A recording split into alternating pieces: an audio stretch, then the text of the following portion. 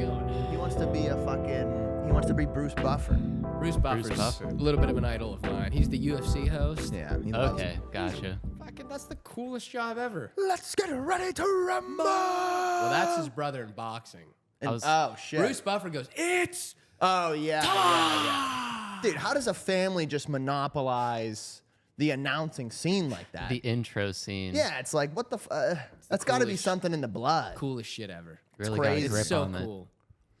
Yeah, I think it's fucking sick. It's the dream job. I'd love to do that. One of these days. One of these days. I don't think I have the take for that. I don't have the energy. That's what I'm lacking. I could turn it on like that. How are you feeling about Austin so far? You've been here for a couple days. Second time coming, or no? This is your This is my third. third time coming. Yeah. Yeah. Running around. It's evolved quite a bit. The first time you were here, it was really fucked up. Well, the first time we Yeah. came, it was pretty bad. The homeless was just. I mean, bad is an overstatement. I don't think it was like terrible. And no, did you feel threatened at any point? Dude, remember that one dude who walked up to us at the coffee shop and he was like asking us for money or something? He just looked angry, dude. That dude just looked like he could do a lot of damage if he really wanted to. Oh, I didn't see any rage in him. I remember him getting a little bit upset, but yeah, dude, the first time you came, I mean, It has been night and day looking at like the first time versus now. There's been a handful of times that like I don't know. It's not like you pointed out one of the pastures that we were going by and like no one was in there where versus the first time there's plenty of people like camped out. oh tent yeah, and yeah, everything. yeah. Dude, when I first came, it was shocking how many homeless people were there. It was just right near Riverside down south where I used to live. Just fucking loads. I mean, tent after tent, dogs fucking wandering around, cats. It was bad. Left for work for like 5 days, came back, and the entire area was completely cleaned up. I mean, I just have no idea where they sent these people. You know, like they had to like scoop them up and send them somewhere. Did they just put them in prison or like what's going on with that? Somewhere within the city.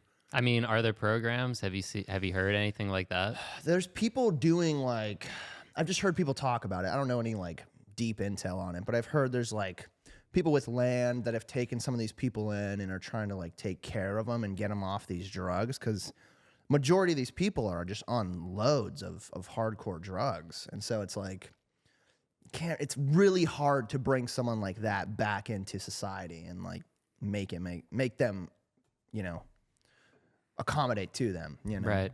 Have 'Cause them it's- be able to like provide on their own Exactly. and like even understand that when a lot of the times like number one priority is just getting the food, getting your shelter. But, like, Exactly. I don't know. I feel like there are opportunities. You just gotta like be seeking that, but at the same time, like if you're not aware of it, you're probably like in the dark for all that. All the 100%. shadows. I mean, dude, as far as like getting a job, I mean, there's almost unlimited options. Literally, the people who just dropped off our tacos we just ate, it was a whole Mexican family. Kids in the back, everything. Wife in the front. You know, that dude's grinding. That dude's hustle. hustling. I mean, he probably got a job right when he came, you know? Yeah. If he's been here for a while or not, you know what I mean? So, That's You know, if there's a will, there's a way. Yeah. I mean, my brother used to always say that, you know, at least in warmer climates, he would say, and I'm not saying this is true, but he would claim that some homeless people actually enjoy being homeless. You know, it's like that's their choice. They prefer Right. that lifestyle. But it's like, how do you accommodate for so many people who are doing that? It's just impossible. it's odd. I mean, like that's out of nowhere become like a headline even where like, I mean, obviously everyone took note of like someone that was homeless or like roaming the streets without anything to do and like consistently to the point that like you pointed out one figure even when we were on the highway and it's like this guy is consistently coming back. He's got this problem.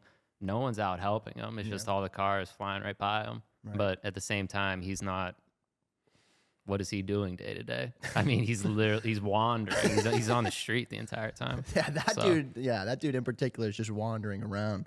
Impressive. You're on your own journey. Yeah. Making it happen. Makes me wonder, because we were talking about this a little bit earlier, what the homeless problem like in New York is right now. Because obviously you see all this stuff about the migrants and the migrant crisis or whatever you want to call it. But like we were talking about earlier, it's just, I think a lot of people put it in a box and or like in their head as like, oh, all of New York is this homeless everywhere. How do people even live here? But it's like, if you visit, it's not like that at all. You know? Yeah. I don't know. Like a lot of people, if you're not in the city and you obviously don't have your finger on anything that's going, like my day has been completely uninterrupted by the crisis. But at the same time, if I was in a closer proximity to one of the locations, like I might see like my neighborhood become very like weary and cautious going out. Like, we were driving past one of the buildings that was housing like a couple hundred of them. So one of the bigger centers in the city, and like normally that's like a warehouse district, and it's very like quiet at night at least because the industry's not going on or whatever. And we're going by there when it's dark out, and there's like the 50-gallon barrels were like they're trash cans now.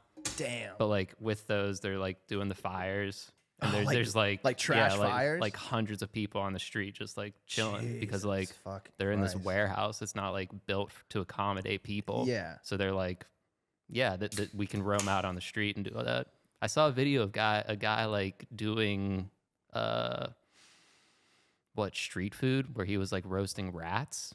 I don't know the legitimacy, but I did see that today on the internet. What? They're coming from. There's a dude roasting the New York rats. Sounds like And, India. and It was a scene out of the movie.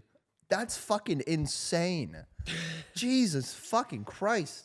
I mean, I guess they got to eat, you know? It's not as bad as what's going on in Haiti, I'll tell you that.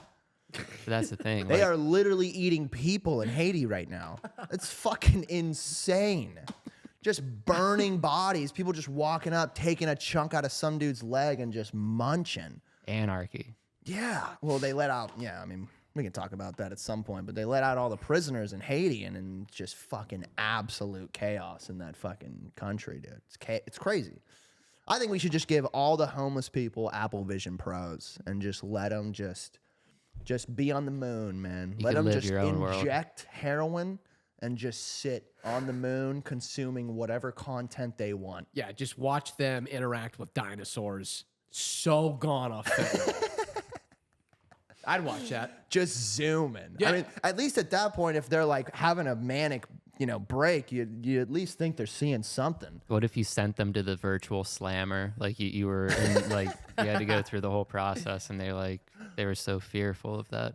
That's makes what kept me- them off the streets. Makes me feel better because at least I know what they're seeing versus when I see a guy having a conversation on the street and I have no idea what he's seeing. Yeah. At least I'm like, all right, well, he's with the dinosaurs, or hey, he's looking at a triple bypass heart pumping. He's learning. Right. He's seeing an in-depth fucking image of the heart spinning, having a heart attack. Daddy, what's going on with him? Don't worry, he's at Yosemite. No, instead, a lot of the times it's someone's just having a manic fit, just Yeah. screaming, Barking. and it's like, hey man, I'm trying to walk with my family Yeah, here. my kid's here. I'm just trying to walk to the store to I buy need you groceries. to not be growling at my 4-year-old holding a fish filleting knife.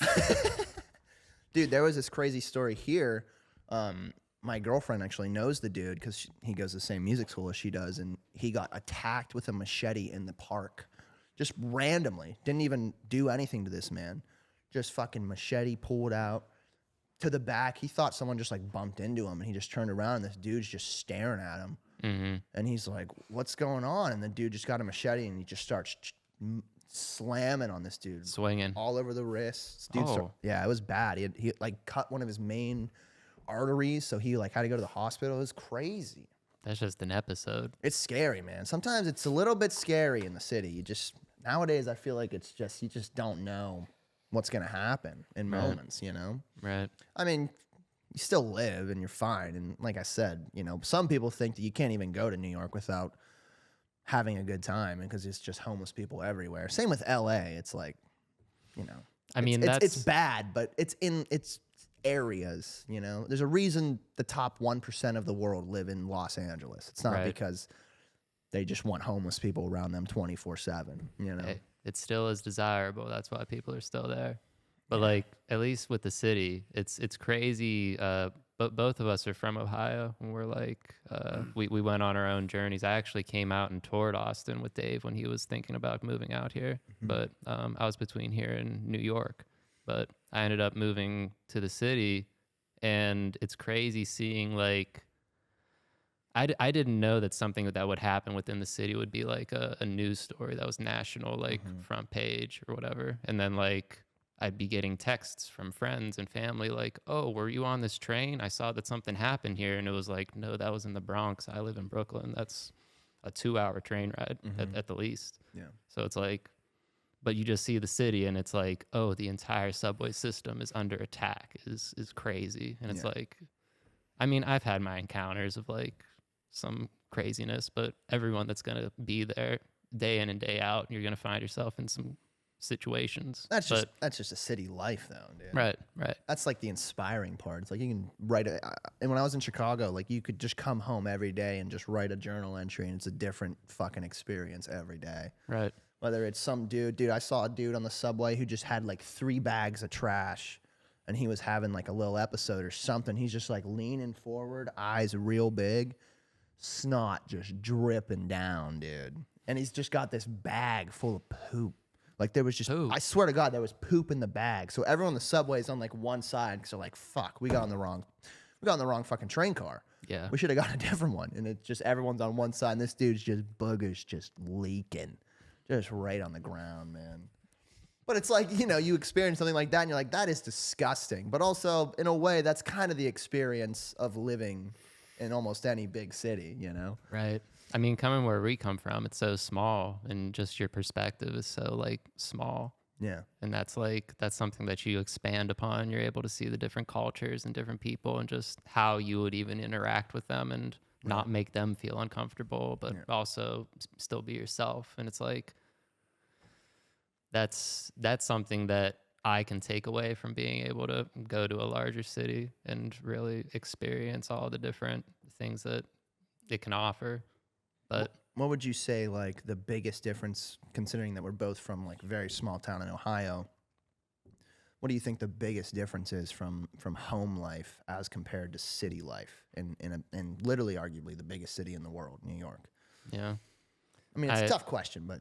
I mean, I brought up to you how, like, I feel like moving away so drastically so far, it is selfish in a lot of ways. And I don't have I'm at the stage in my life that I'm told that I need to prioritize myself, and I agree with that, and I feel like that's valid. But I think that you're focused when you're home, you're supporting your family, your base, and you're like building up the blocks. Right. But as soon as I'm in the city, that's when I am prioritizing my interests. So I'm able to produce exactly what I want to be doing out there and invest whatever I need to make that possible. Right. But I mean, at home for the visual arts, at least, it's not like Cleveland and Pittsburgh are irrelevant, but those are the closest cities to us. Right, and right. with those, it's like your projection, if you're at the top of those markets, it's just not as close as to like building yourself up in the city, like, because there's just endless possibilities. I mean, New York since like the 80s was the visual art capital of the world. Right. And that's been praised and such a big deal that like there's even like in the conspiracy world, like some beneficial painters during like World War II that like investing into the art and then making that the visual representation of the world. I mean, it's always been part of propaganda, visual art, but like as soon as like fine artists and painters were able to like step into the field and like have public influence, right, then it was like, okay, people were paying attention to the message. Yeah. It was a different world back then. Oh my God, yeah. I mean, didn't have TV. Everything was like, dude, going to a gallery, going in person. Yeah, right. Dude, I've been thinking about this a lot recently, which is just the creation of screens in general and how you're just hypnotized by it. Like it's kind of like music, where it's kind of just takes control of your brain, makes you feel a certain way. You know, you can literally go from being in a horrible mood. You play a song you like, and you're just in a super cheerful, you know, whatever it might be. Just the ability to completely manipulate your brain. And it's like, we've grown up with screens forever. Right. And it's like that level of programming, which whatever you want to call it, is so large as compared to what it used to be. You know, before it was, whether it was politics or news, you just read the newspaper, you read a book, and you got your information. But now it just feels like it can just be just shoved down your, so easy. You can just fucking lay in your bed, just lean back and just consume anything you want on your fucking Roku stick. It's thrown at you at light speed too. Yeah. And that's like, there's no time to really like fact check to make sure something's valid. Yeah. And like just push it out to the consumer as quick as you can. Well, sometimes when it's not valid, which you'll see in like a lot of mainstream media, when it's not valid is when you get the most clicks. When you have the craziest headline possible, you get like 2 million clicks on this maybe just completely inaccurate headline, and then a week later you just update it and you're like, well, we told the truth. And it's like, No hey, one man. gets the update. Yeah, exactly. No one's paying attention to that part of it. It's interesting. That's tough. Yeah. Well, I was going to ask you, what's your, because obviously I know your whole story and how you've gotten into art, but you obviously were not always into art. I actually knew you when you were not doing any form of art whatsoever back when Right. we were in high school. So what's it been like going from, you know, not doing any art to just diving into it, especially as kind of, a lot of artists will start when they're 10, 12, and, you know, of course you've done things when you were 10 and 12, but not to the scale that you're doing things now. I mean, the stuff that you're making now is, I mean, it's as legitimate as it can be, in my opinion. Oh, well, I appreciate that. And so it's like, how do you go from, you know, you were doing hockey, all those different things. Just I guess just tell people your story a little bit. Yeah. If starting back, like when I first was able to like draw or like sketch anything, it was like when I was 5, 6, and it was like revolving around watching TV. So like when I'd be able to see things like SpongeBob or like Blue from Blue's Clues, I'd be sketching all day because it was just simple lines and shapes that I was able to recognize and like replicate. Right. So I always had like a visual memory, so I could like summon that and be able to hit them statically on the page. Mm-hmm. But then a lot of friends like back home, everything revolved around sports. So like all of my friends were on like different teams, whether it be baseball, football, growing up, and like that's who I wanted to be surrounded by. And like I didn't really have any friends that were really versed in artwork or like interested in it even. Yeah, and I feel like a lot of people back home, it's just that's just a side thought. You know, being an artist is such a difficult thing to accomplish in a very small town. And you know, you don't have anyone coming to buy your art in a very small town, or if you do, it's very minimal. It's not to the degree that you can like take it as a serious like biz or career. So like the odds of it were slim, like with any of it. Like it doesn't necessarily pertain to like a small town, but it's like, I mean, the best work like prevails. So that's not the worry. It's just like, it wasn't where my friends were or where any of the connections that I was making were at. So like growing up, it was like, I didn't want to be doing that. I wanted to focus on athletics or whatever. So I was in like 3rd grade, but they put me in the 6th grade advanced art class. And I was like with a bunch of random people that I never met before. So like that was the telltale sign that I was like, I think I need to get out of this. Yeah. So I went on strike. I didn't touch artwork for like, I don't know, 10 years. But after going to school, a private business school, to get a degree in accounting, playing hockey, did I look myself in the mirror and say, I don't think that I'm ready to be an accountant. So this is not what's going to fulfill me whatsoever. took a step back. Things were good. I remember talking to you about it too. Yeah. I mean, leading up to that year, even, I was like questioning it. So that was a bad sign. And like, I don't know, I was a good kid. So I wasn't like really doing anything. And then opening your eyes to like college and just like different minds clashing and just like the idea of like And doing what you want to do. right. And you were you in a frat? No, you weren't in a No, frat. no. You were just on the hockey. I was on the team. hockey team, which definitely Still hazing and things it like that. acted as a frat for sure.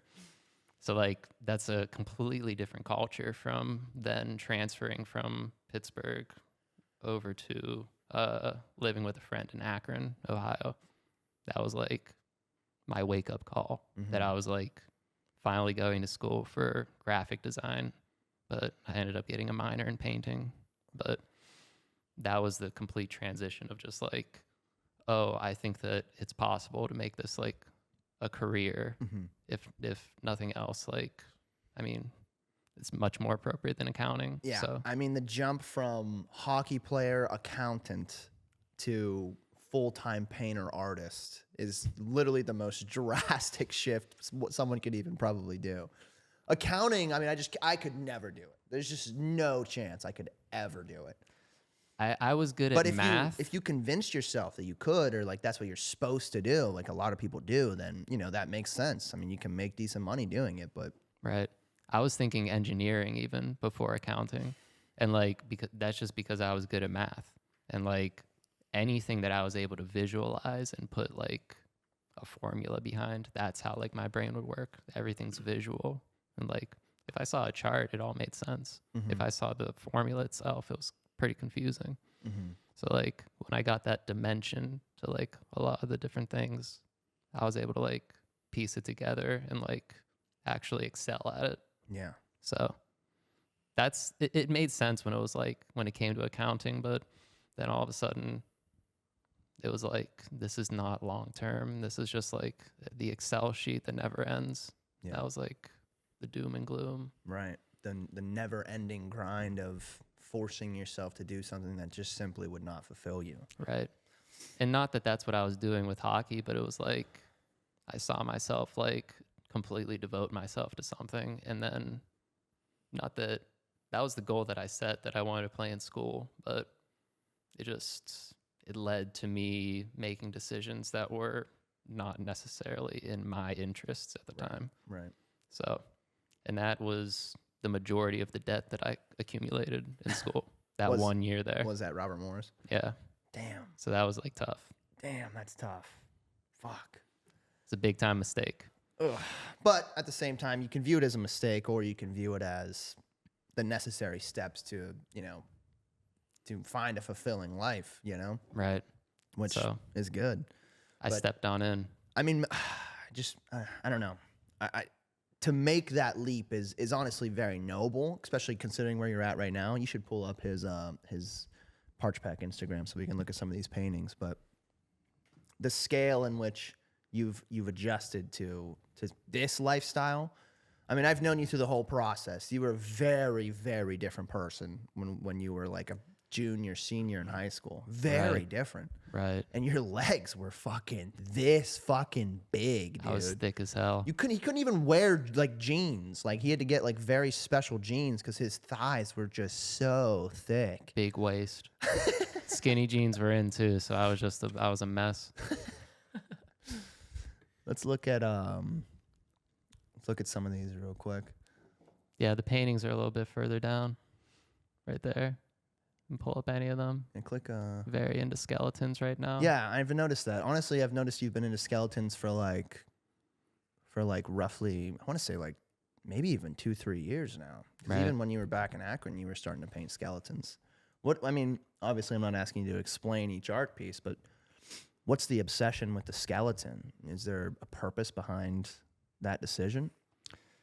Yeah. I mean, I'm looking at creating a collection right now, and the collection idea is the thesis, I guess, behind the entirety of it. It's finding ways to feel alive, looking at the whole portfolio. I'm making the different experiences that a skeleton would feel to have a full human emotion. And I'm working on different ways to start that conversation as to how we would talk with someone that isn't necessarily here. Your relationship with almost like dead people. The skeleton is a representation of both someone that has passed but also like the way that I feel inside in a lot of ways. Right. And like that, I feel like that's one of the more relatable aspects that a viewer could tap in with. Yeah. I mean, when I've looked at it, what I thought and the way I viewed it when I was starting to see all these skeletons that you were starting to make was, because you know, you have the one where the person's walking down the street and it's a skeleton, they're recording on their phone and it's like a cafe behind them, and it's just, it kind of feels like you're jumping into the emptiness of, you know, maybe what you're experiencing, but also what society in our generation is latching onto. That's at least how I perceived it whenever I was starting to look at a lot of them. Right. Because it's like, how many people really feel alive nowadays? How many people have that, I guess, ultimate belief or ultimate trust in society and in the regard of, like, you know, having purpose and not feeling like a walking dead body, you know? Right. That's how Right. I've perceived it. So I mean, I love them. I think they look fucking amazing, obviously, but just interested to hear your thoughts on why. Yeah. And I mean, I've probably been at it for 7, 8 years now. And like the style and message has shifted dramatically. It seems like each year, each calendar year, I kind of reset and I like start a new thought. And that's just kind of how it's gone. Interesting. But I don't know what that is. Maybe like coming like towards the new year and like normally going home and like having a break, since it is like a 24/7 pursuit right now. Right. That's what I was going to ask you. Like, what's your typical daily schedule?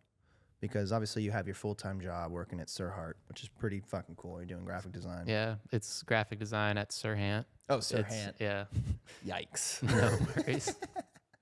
It's Which is cool. it's exciting. That gives me opportunities to like go into the city and see like a whole side of things that I wouldn't if I was like just staying in Brooklyn, where like that's where I live, that's where my art studio's at. Mhm. So like that's a completely different side than Manhattan even.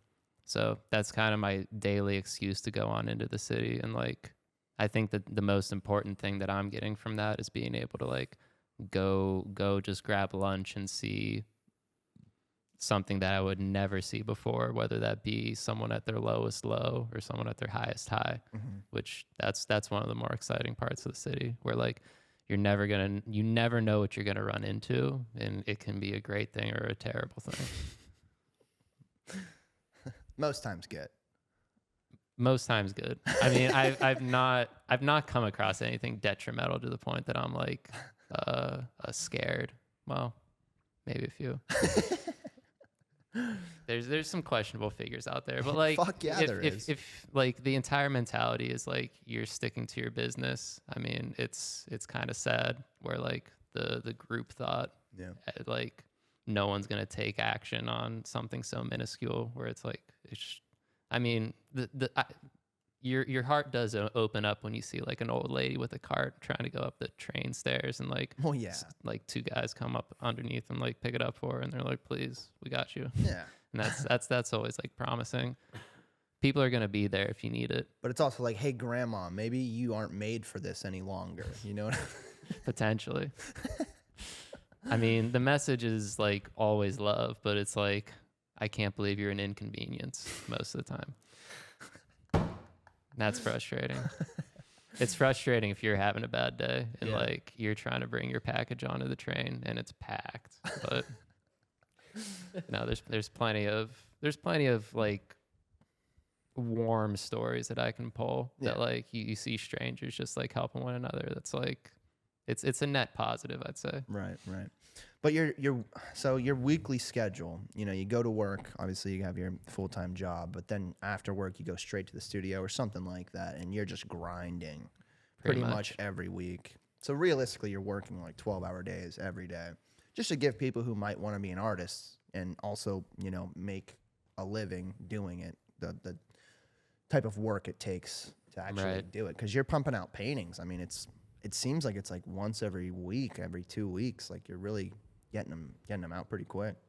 Yeah. I mean, styles have change throughout time, and like right now things are a little more refined, so they're requiring a little more time. But for the most part, I'm trying to get things every 2-3 weeks, get a painting out. Right now I feel like weekly I'm only able to devote like 20 hours to the work, and that's on top of a 40-hour work week. So it's like, okay, on top, that's a 60-hour week to start, and that's like me trying to be conservative with it. And it's like, I'm also in the city. I'm trying to gain traction, being able to like chat with people and make connections that are appropriate to like propel my future. But at the same time, like having a full-time job, leaving that at 5, being able to either go to the gym, get food, get ready, and then I'm set for the night, get to the studio by 7, go till 12, 1, whatever. Then I'm always on the bike. I'm biking in the city. Big bike guy. Yeah, I'm a huge bike man. Last time I was there, we were biking and we just had to bike up this bridge. It was brutal, man. Dave's thighs were burned. I was sweating. No, I'm not prepared for that either. But going to the studio is fairly simple. It's like 10 blocks. Yeah. So that's one of the more fun aspects of it. Right. So you're Driving talking around. about like getting traction. I mean, I work for obviously more commercial art. The company I work with, ZHC, it's much more commercial. They're doing caricatures. They're doing marshmallow art. You know, they are technically artists, but what you're doing is obviously much different. This is fine art. This is a much more, I would argue, respected field, and also a much more legitimate art form. How do you, like you were saying, like how do you get traction? From your understanding, like what's the route you got to take to, you know, get that person to pay $20,000 for that painting or to make this into a full-time gig? Because I mean, obviously you don't have the exact answer, but just from your perspective, like what do you got to do other than just network, right? Right. I mean, networking is everything. You fall into those scenarios, but in most cases, I'm going up against people that went to whatever accredited college throughout the world, getting their masters in fine art.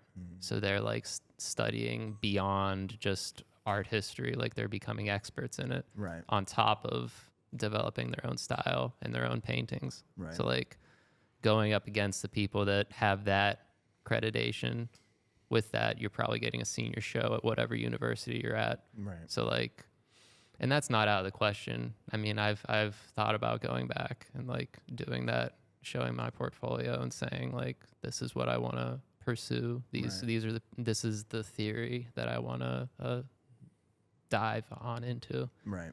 But most people coming out of college and having that accreditation, at least, they will have like galleries pretty much knocking on their door, trying to visit their studio and see them. So like having that resume, having that senior show, you probably gained a little bit of traction where then you're going to relocate to New York if you weren't already in New York. So like I said, it's been the visual art capital of the world for quite a while now. Right. So like that's the place to be. That's why I ended up choosing New York. Yeah.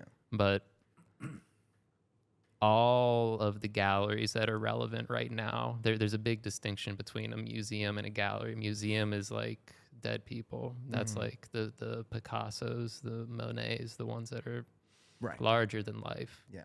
But galleries, those are the living, breathing exhibitions for the most part. So like, So you're reaching towards trying to get a gallery together, trying to get people to come see all these pieces. if you have pieces in MoMA, that's Museum of Modern Art, and that's like that's your Basquiat's. That's from the 80s. That's not even that old, but like he's gone. Yeah. Him and Warhol. So like you got the Campbell soup cans, and they're like lining everything up in there. Right. And it's cool, but you have to be like larger than life right now to be like in MoMA. Like Cause, have you heard of him? It's like very. It's modern art. It's like commercialized, like Kid Cudi in particular. He's very into Cause. His last cover was designed by Cause, but he it's like a Mickey Mouse caricature, but like has X's for the eyes. Very distinct brand almost. But this is like the frustrating factory side of like making modern art. I mean, he's one of the most relevant artists in the world right now. But Can you just look up Kaws? KAWS. KAWS. I'm And interested to see kind of what that is. yeah, Just put a face to a name. Right. But he's an example of someone that's going to be in MoMA right now, even though he's living. But just for the fact that he's one of the most relevant artists right now, and like Jeff Koons, he did like I feel like I know that name. I don't know. Totally. was it like balloon animals, big sculptures? Oh, I can this see is the this is the style. similarities of Kid Cudi's. Yeah. Interesting. So it's like, so it really is commercial. It's He's got extremely. Snoopy and Mickey Mouse and These are the guys that their studio is an entire team of people. So like he has probably 10 to 20 people just working on his paintings full time. that are working on his paintings. Yeah. Like this is the commercial end of like huge contemporary art right now. Interesting. Yeah. It's contemporary because he's pulling these like fictional characters. So I'm through confused. history. So he's the face, but he has people actually putting together art pieces for his brand, essentially. Yeah. Well, this is how a lot of the huge artists right now are doing it, because Right. there's galleries all around the world. I mean, that's even how my Asking boss for the work. That's how my boss does it too. That's how Zach does it as well, where it's like, he's surrounded by other artists and they're all, part of this larger picture, but he's the face of the whole thing, Right. No, So that's pretty similar. That's interesting. But like looking at him, he'll come in when the piece is 95% done, and then he'll do the finishing touches. So it's Interesting. like, Wow. he polishes it up real good. Oh, that's so. I don't know how I feel about that. That feels wrong. I don't know why, but it feels like it should be him, right? I mean, at Yeah, least from I a mean- completely amateur myself, like. That's what you would want. I mean, that's the difference looking at Cause, a man like this, and like looking at George Condo. He did a Dark Twisted Fantasy cover. You know, that twisted painting of like it's a very iconic style at this point. Yeah, check him out. He's one of my biggest inspirations. He's got these dreamscapes. He's got like, Yeah, these are fucking amazing. it's insane. I mean, he's doing a lot of stuff with Utopia with Travis Scott right now. Interesting. And it's like, he's one of my idols in a sense. Because he normally just does portraiture, but it's like capturing this insanity within that, like, Yeah. No, that's awesome. I did not know that this was the guy who made the beautiful Dark Twisted Fantasy cover. yeah. But you see it in every single one of his pieces. Is that something you would be interested in doing? Would you be interested in like working with like musicians or different, people who are kind of doing things or designing covers for people like that? Yeah, for sure. I mean, I've done a handful before, a few really utilizing graphic design, but one in particular I did as a painting, because that's what called for the work. Something with music, it's very fun to pair up with what the visuals become, because like a lot of the time I can hear a tune and I know the color palette that exists in it. Interesting. It's And you just visually see that. I wouldn't say that it's a clear cut thing, but Sure. like you can hear a chord and know if it's happy or sad, at least like easily for me. Sure. And That makes total sense. from there, you know if it's either going to be a warm or a cold color.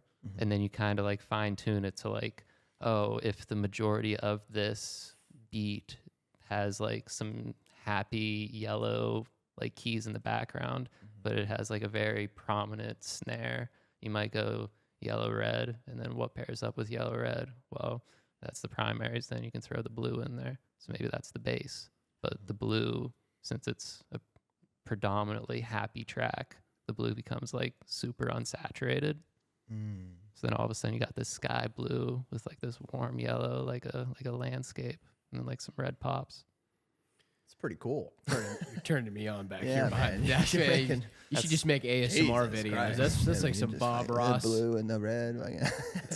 That's the most exciting That's thing. awesome. You're though, man. lulling me to sleep over here. I As will someone who's definitely not in that field, to even hear you break that down is like super interesting. So Yeah. The very first class that I ever took that like intrigued me with art beyond just the rudimentary like entry that I had to it, I took a color theory class.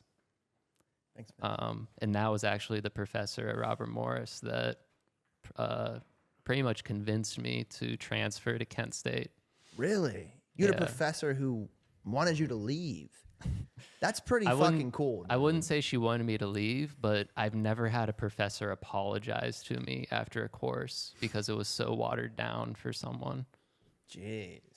I had two professors tell me that they like we're sorry that like this was what the class was, but it was like going to a business school. It's not an art school. You're just building debt. Just, Yeah. hey, we're sorry. This curriculum fucking That- sucks. Here's broke- $40,000 worth of debt. I'm so fucking sorry. Get out of here. Broke my heart. But that professor saved my life. And Yeah. she pretty much pointed out that like she was actually biased because she was a professor at Kent State and she came over for a better position at that university, Robert Morris. Wow. So then she said, "Oh, well, because my interest was in drawing, not necessarily like graphic design. Yeah. So like the thought of being an illustrator was like, that's like the combination of like being practical and also doing what I like really want to do, like working with colors and form and like playful, just fun commercial side of things. A fun little side note, Andy Warhol, he's from Pittsburgh. He's from around where we're from. Dutch, same. Slavic. Beautiful people. That's what I'm talking about. We're gonna have to pull the national anthem up here in a little Oh, bit. yeah. We're gonna have to pull up the Yugoslavian national people. anthem. They You're gonna get me riled up again. Warhol, he moved to the city with his mom. They lived in a 1-bedroom together.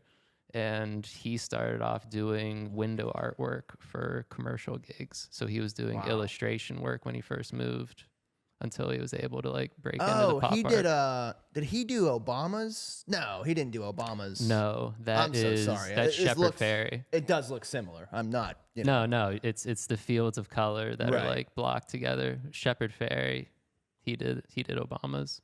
The Hope poster, you mean? Yeah. Yeah. That was like one of the most iconic presidential posters of all time. Dude. And that was something that we learned about. It's actually one of the biggest like copyright infringement acts that's ever like come across. Why? So like I remember I took a copyright class at Kent and like tried to figure out like exactly what needs to be done for something to be cleared of copyright, just based on like some personal projects that I was doing. And I wanted to make sure that I was in the clear.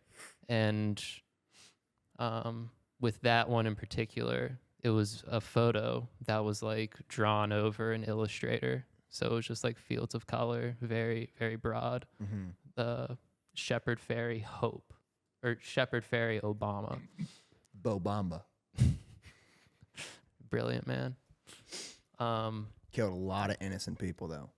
Just want to point that out. Obama killed a lot Drone of people. strikes. Drone Just strikes. just dropping it on him. So this poster, He did, man. I'm sorry. I have to say it. He fucking killed so many people. It's honestly the ultimate drive-by when you think about it. that's that long range. It's It that, really is. It's that drive-by with all the money in the world. The latest tech. You can drive by in the comfort of your home. You can Boeing. roll over and go, all right, Michael, time for bed. Is that too much? Don't care. It's inspiring. All right, Big Mike. Let's get to All it right, here. Big Mike, how about that shoulder rub? It just killed so many families. All right, Big Mike. Let's hit that button. All right, Michael, get over here. Let's wrestle. Anyway, so Shepard Fairey. I like that he did this. Very cool. Very, very cool. I would argue one of the coolest presidential, Yeah. You know, one But of the coolest you can posters. see how it is just a stencil of what was a photograph. Right. So since the digital art was so like such a perfect copy of the photo, the photographer that took it sued, saying that, yo, this is my work that has just been altered. Oh, But like, wow. there's 2 ways that you need to alter the artwork in order for it to like qualify as like a deviation of the original. So I think his argument here was that he changed the colors and he also abstracted it within the making it just fields of colors as opposed to being blended and vectorized. Right. Interesting.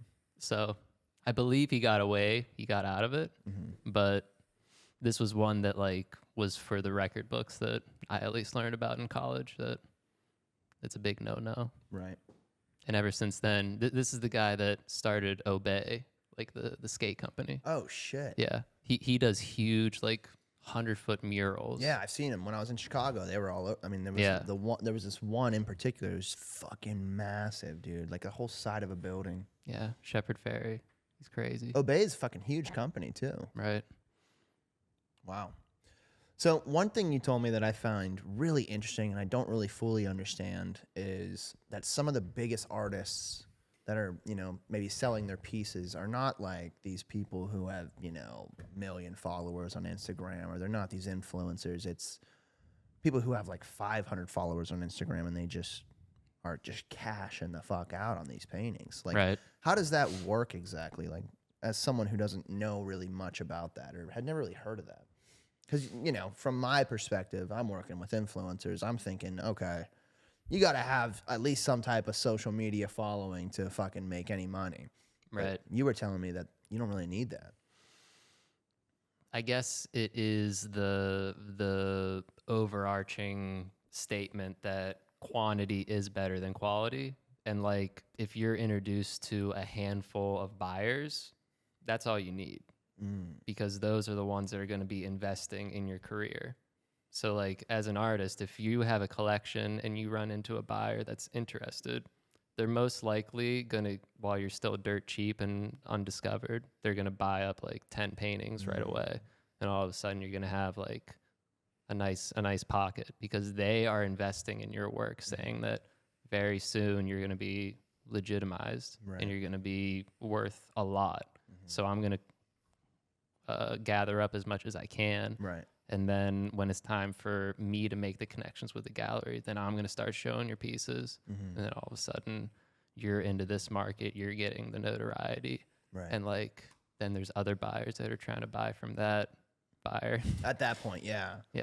So So it's like, Interesting. if you get that one investor up front, your life is pretty much changed forever. Wow.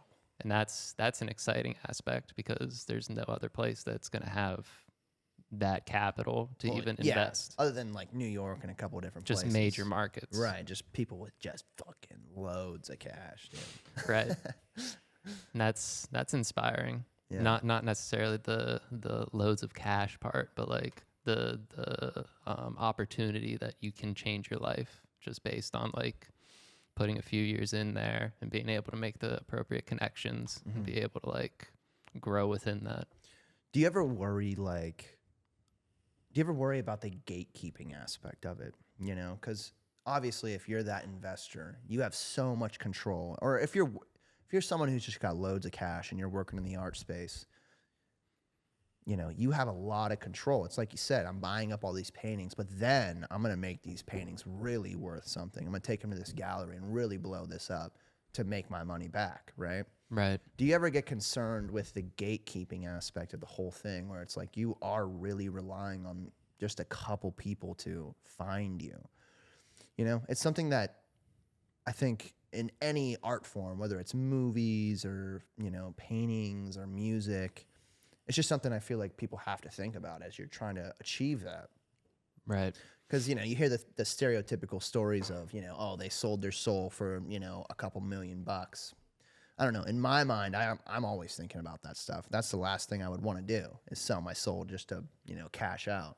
Right. And I'm not saying that's what you're doing in any regard, but I'm just saying something to think about whenever you're meeting those people. Yeah, for sure.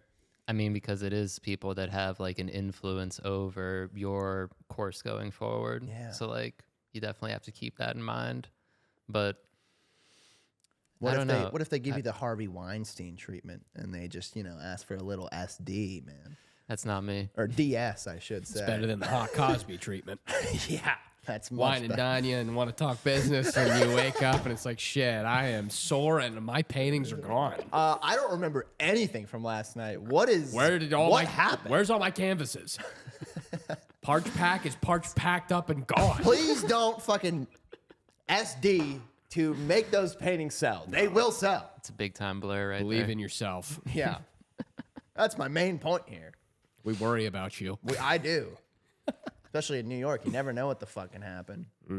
I feel like this Obviously, weekend. I'm joking, but Yeah, I'm we've not. talked a lot about like the different industries and like a lot of the similarities, but painting's this really weird one where like it's so ancient in terms of like the way that everything is navigated and just even the art form itself.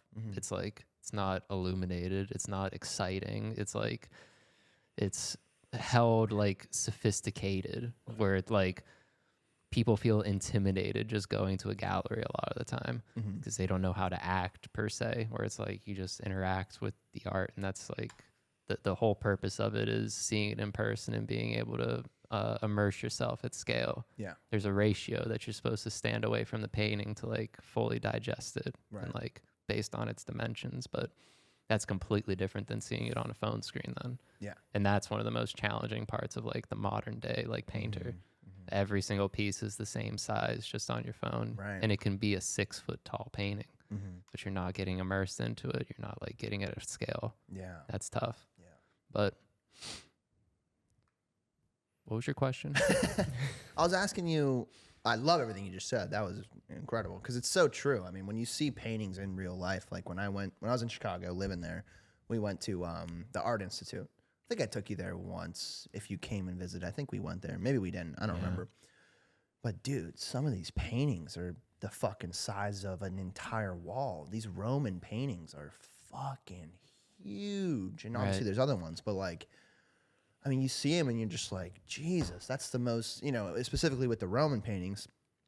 I mean, you see them and you're like, oh my God, so hyper realistic, so big. It really gives you a scope as to like what that society was really like. Yeah. Or at least like, just what was going on at that time. But it's exactly what you said. You pull it up on your phone and it's the same size as maybe a fucking 9x16 or whatever the standard sizes are. But like on your phone, you can summon a song and it's gonna be the exact file that you like pull up. Right. And like depending on the speakers, it's like it's practically the same experience where like that's where like NFTs could be a thing because you're looking at like being in the environment and seeing it like as it's meant to be seen and like how it's supposed to exist. Right. Where like I think that that's a lot of the exclusivity around painting where you have to be at the show during the hours to be able to like see it in person and probably meet the artist at like the opening gallery, at the opening show. Right. But the gatekeepers aspect, that was the question I asked you initially, was do you ever not get concerned, but like how do you view that? Because it's something I think about just in what I'm trying to do. And I know one day, maybe if this thing keeps growing, like I'm going to have some people approach me and it's like, how do you judge the decisions at that point, Right. Would you sell, I guess the main question is like, would you sell your paintings to any investor, anyone who's willing to pay, or are you looking for a specific type of person? Are you looking at someone obviously you want to be with someone you can trust or someone that you trust with your art piece. Right. I don't know. It's just something I've been thinking about a lot recently with the gatekeeping in all these different art forms or industries. With any like business venture, because that's what it's going to end up becoming. Like, unfortunately, it's going to be like the exchange that you're trying to sell a piece, they're trying to buy a piece, they're trying to either flip it or keep it for their own satisfaction, which ultimately that's what you want to be doing, just directly giving it to people that are going to appreciate it and respect it. But like more times than not, you're going to be selling to someone that's going to be trying to buy it while it's here now and flip it when it's worth more in the future. Right. One thing with like visual art, you're creating stuff real time. So like you're creating things that are real events as they're happening. At least like my style. Like back in the Renaissance, you were painting one piece for years. That's why those pieces are so large. It's like this was one of the handful of artistic pursuits that this person made their entire life. Devoting yourself to like a handful of pieces, that's like, but you're also telling the stories that like are ancient. Right. They're like coming from the Bible, and like the entire city is waiting to like invest in this because it's their tax dollars, because painters were before like what They were state funded. Yeah, they were state funded people. Yeah. So like the Pope or the king of the community would be the one that's funding the artists. Right. Which is probably good, but also kind of bad at times, in the past.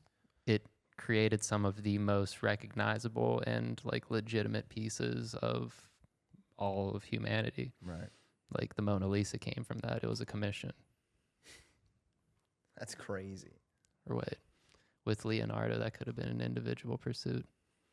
He was a guy that he evolved between painting and like engineering, and he was able to like work one-on-one with the government to make. He was making like at one point in his life like military vehicles. Really? So like yeah, he was full-on innovator with everything. Wow. He made the Virtue Man. That's the guy that's like in the circle, and it's like a few different iterations of it. I think he'll pull it up here. Yeah. Oh, the fucking Virtue Man. Darwin? Isn't this? No, that's Da Vinci. Oh, Jesus Christ. Why did I think that was in a Darwin book? Fucking Charles Darwin. I don't fucking know what's going on, man. I'm just... It's his much integration of art and science was one of the recipes for the Renaissance to like make it so substantial. Interesting. Yeah, I really don't know much about the Renaissance, I'll be honest. I was going to ask you, obviously, when you're growing up, you hear about all these big painters, Da Vinci or this dude who cut his ear off. What the fuck? Van Gogh. Van Gogh, big one. He had a lot of pieces in Chicago that I got to see, which was really fucking cool.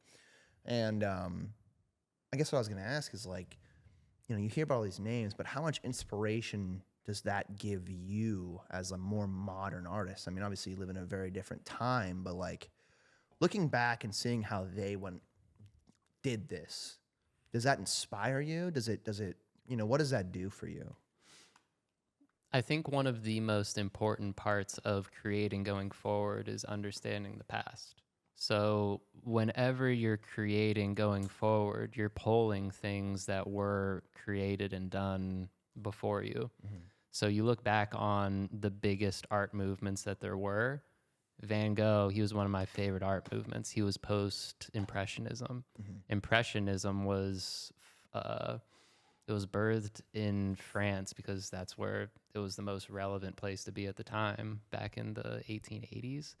And it was like a band of brothers, and Van Gogh was one of them. And his pieces were actually not accepted like within the community. Yeah, I know that. So he was rejected within his own peers.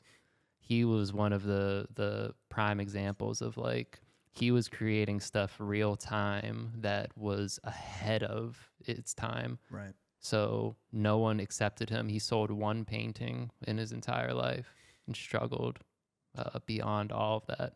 And does that ever not scare you, but have you accepted that could happen to you one day? For sure. Yeah.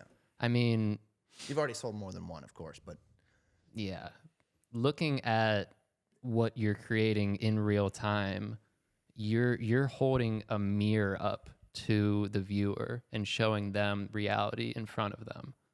So like your artwork is a representation of what's going on right here, right now, the beliefs, the events, the people, and putting that up as like a visual cue of this is the story that's being told.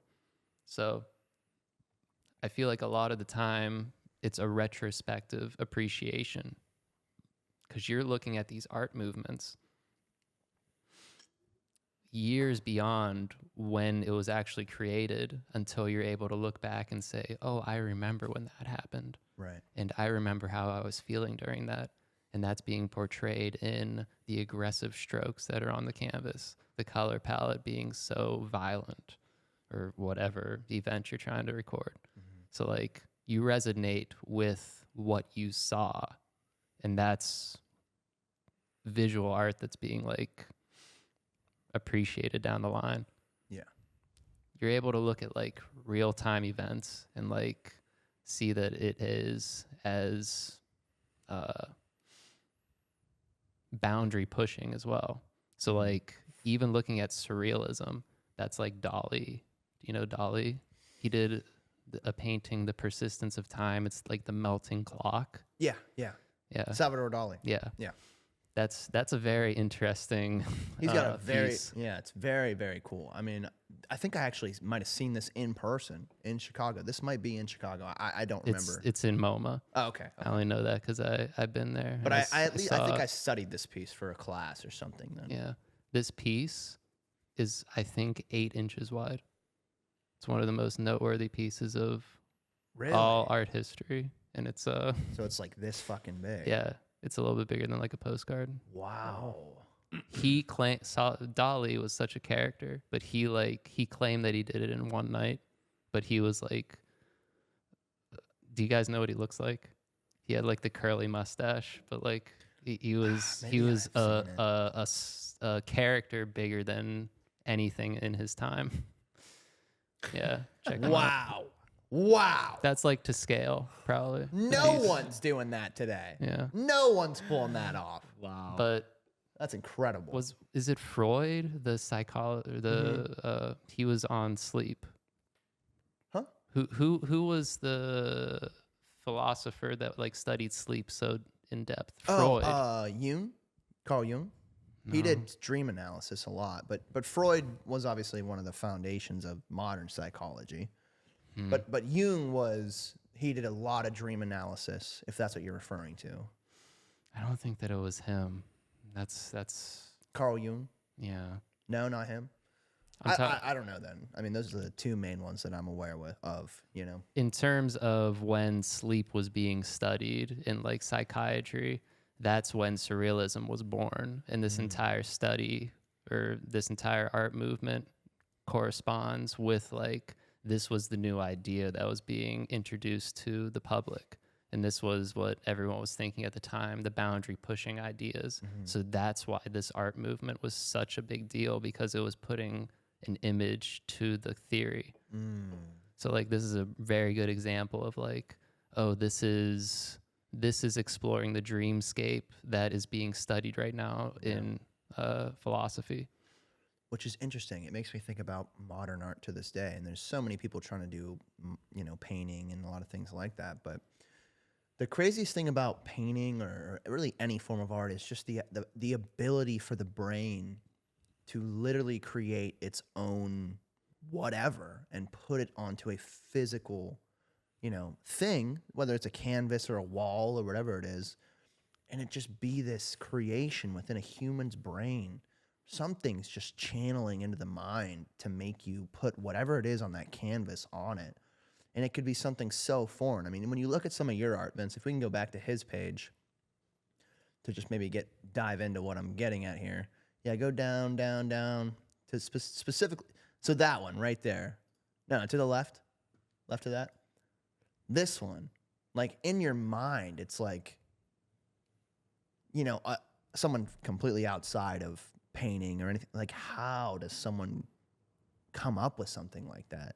Yeah. You know? I can even break this one down just for funsies here.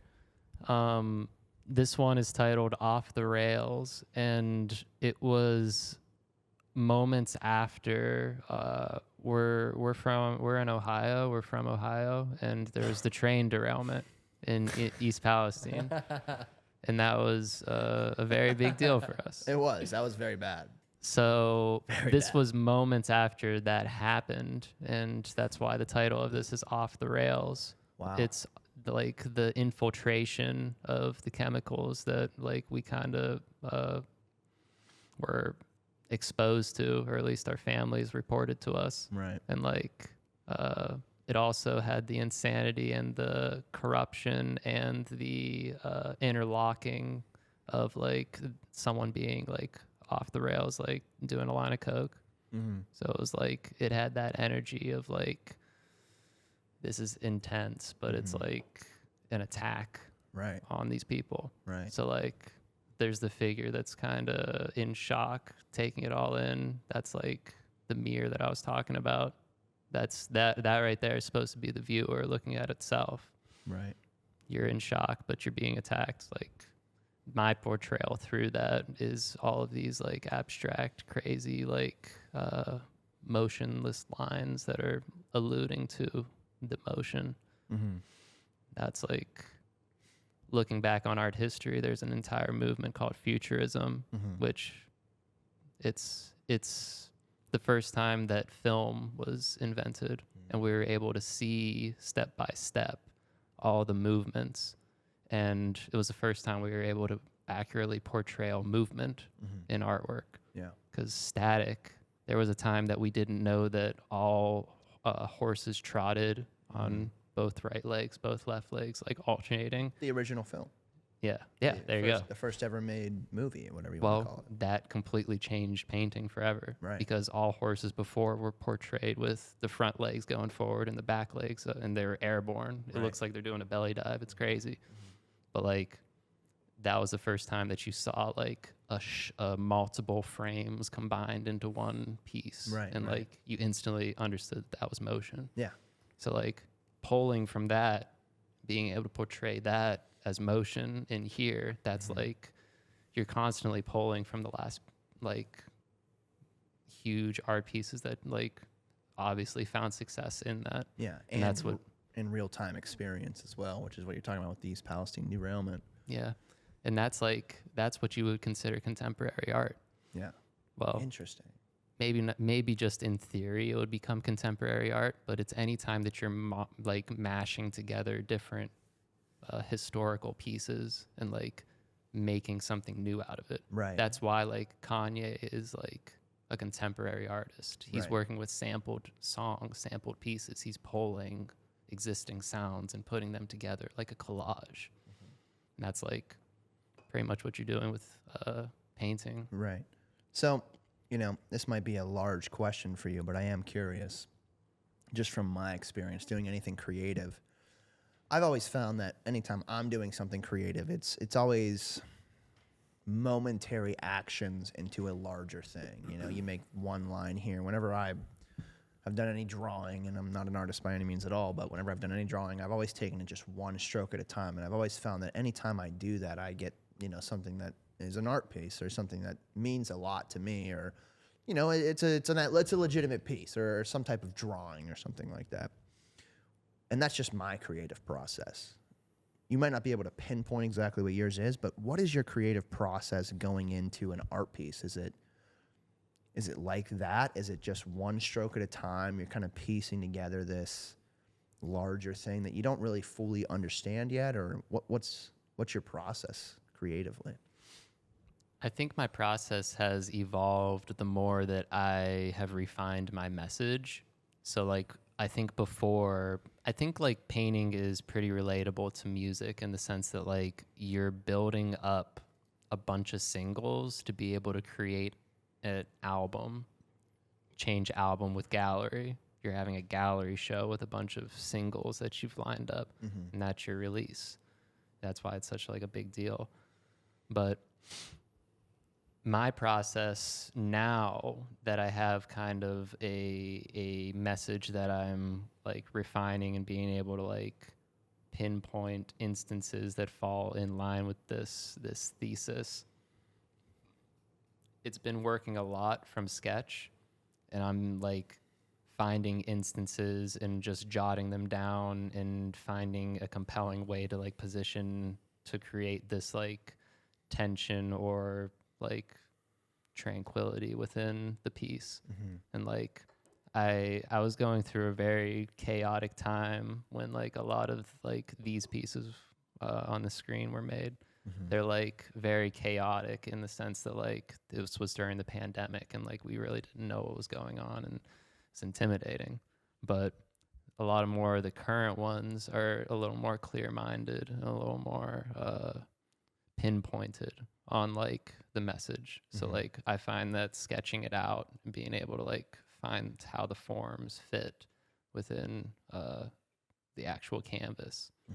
That's how I'm able to like go forward with it. Right. Start with sketch, throw it on the canvas, start finding like color palettes that make sense.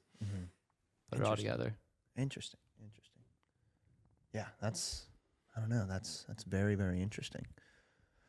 The other thing I was going to ask you is, not to go down this bad rabbit hole, but I see a lot of modern art. I think most people do. Sometimes it's just like a wooden chair, or it's a banana duct taped to the wall, like I was talking to you about earlier. That caught some headlines.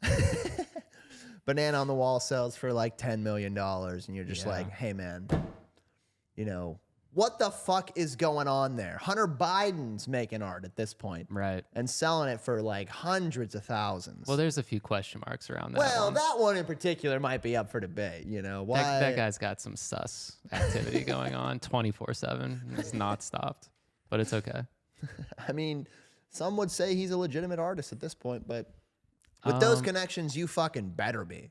I mean, when your dad's the president, you could do anything you fucking want. So, unfortunately, if you have that kind of draw, it's like you're kind of inevitably going to become successful at it. But as a painter, which is obviously different than modern art, how do you perceive this new modern art movement? I've seen some really cool modern art. I was telling you about it earlier. I don't know the exact piece or anything like that, but it was like a robotic arm, and it was like slapping like what looked like blood all around. It had a song playing, and it definitely provoked an emotion, right? Within me. But when you look at a banana on the wall, right, duct taped, I mean, I could see how it's absurd. It seems so simple, from our minds, at least from the average person's mind, and it's like, hey man, 10 million for that, but it's also this is exactly it. This is actually exactly the one I was talking about. Yep, I've seen this one. Yeah, so this one I think is very cool. This is very cool. Utilizes technology. They have to make this liquid into basically being reusable over a long period of time. Right. Definitely provokes some type of emotion. But the banana on the wall in particular, or the wooden chair that like, it's just, what's the value in that? I'm not saying there's not value, but I'm just saying, in general, as from your perspective, as someone who's really making art, like, do you see that and maybe go like, hey man, how much? I mean, how much did this sell for? Can we see how much this sold for real quick? I have seen this. I don't know the price. Go to all. Yeah. 120,000. 120. So I actually thought it was in the millions. Oh, it's over 120,000. So a banana taped to a wall for over $120,000 and was eaten not once but twice gives new meaning to artistic appetite. The artwork that gained significant attention at Art Basel, initially dubbed the Art Basel Banana, is actually titled Comedian, and is the creation of Italian artist Maurizio Cattelan, if I pronounced that right. Even the fact that it's like titled Comedian is like, that makes it a little bit better. That. Yeah, it's a little bit better. I mean, at least he's fucking memeing everyone. It's like, but I don't know. I just see a lot personally, and a lot of people have talked about this. I see a lot of modern art, and I'm just like, I look at what you do, and I'm like, is so, in my mind, I'm just like, that's so much more valuable. Right. That's a genuine creation.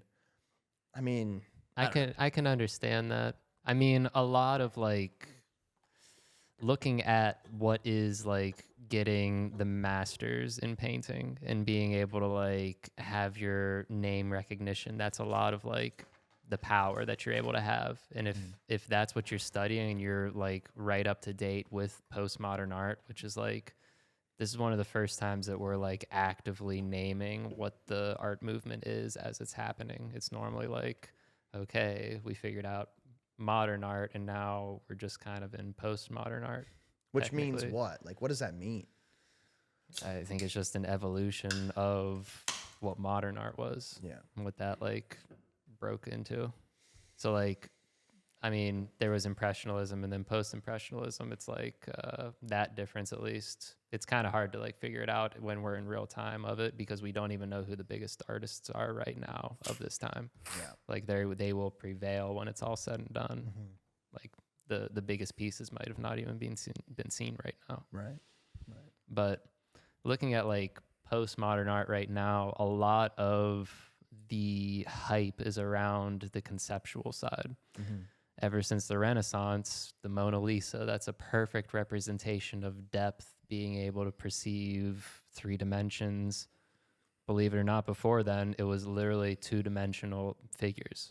Like, you look at the Egyptian ancient tomb paintings, and like those are like portraits that are like drawn on eyes, kind of like a kindergartner is now. That was the most advanced artist at the time.